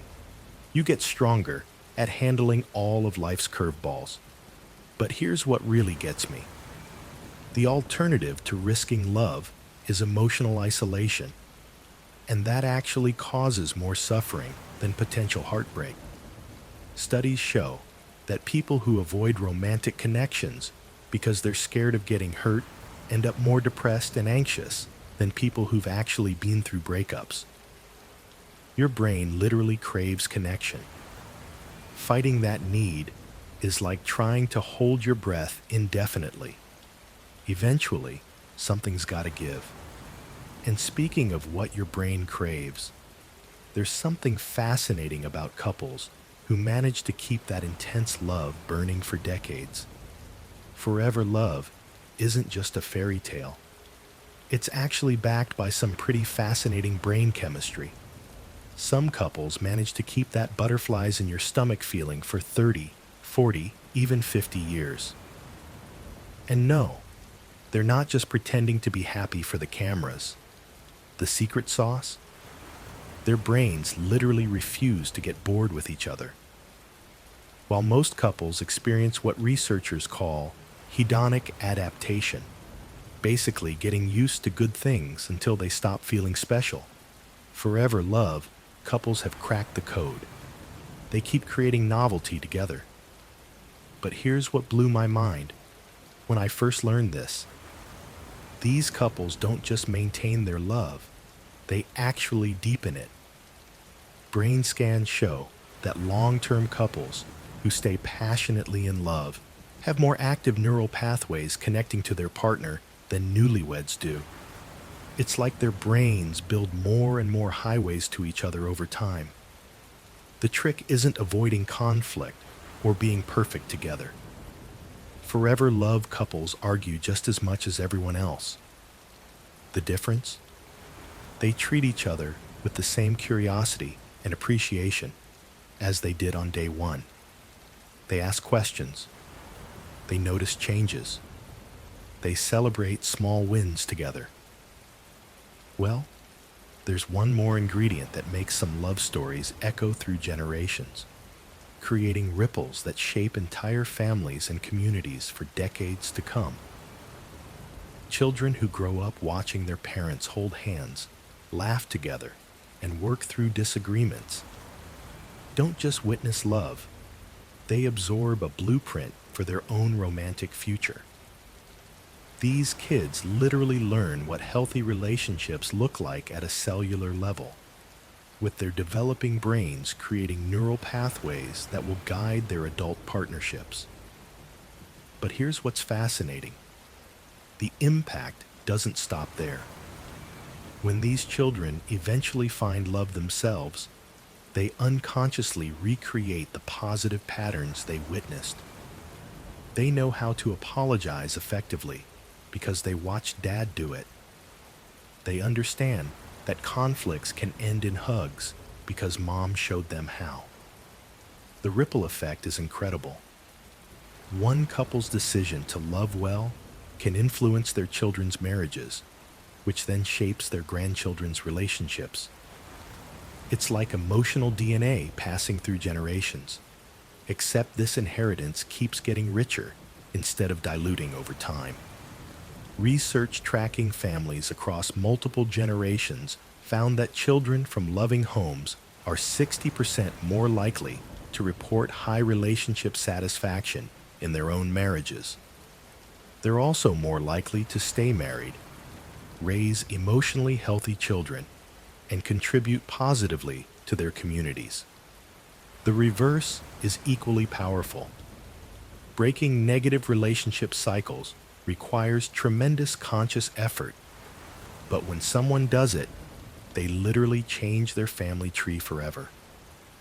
Love doesn't just happen between two people. It creates a legacy that echoes forward, shaping futures we'll never see. Speaking of legacy, there's something even more remarkable about love's true nature. Love doesn't follow the rules of math or physics. When you give someone your heart, you don't end up with less. You actually end up with more. Think about it. When you love your partner deeply, it doesn't make you incapable of loving your kids, your friends, or even your pet goldfish. The opposite happens. Love literally creates more love. Your brain treats love like a muscle. The more you use it, the stronger it gets. People who love one person intensely often become more loving toward everyone around them. It's like love overflow. But here's what blows my mind. Scientists have discovered that when couples express genuine love for each other, their stress hormones drop by 50%, not just for them, but for anyone watching nearby. Love is contagious in the most literal sense. Remember those prairie voles we talked about earlier? Well, when researchers put loving prairie vole couples near stressed, lonely voles, the lonely ones started producing more bonding hormones just from being around happy pairs. Love radiates outward like heat from a fire. Even more fascinating, children who grow up watching their parents love each other develop stronger immune systems and better emotional regulation. They carry that love template into their own relationships, creating a ripple effect that lasts generations. Love multiplies itself. The energy you put into loving someone comes back to you amplified, plus it spreads to everyone in your orbit. That's not just romantic, it's revolutionary.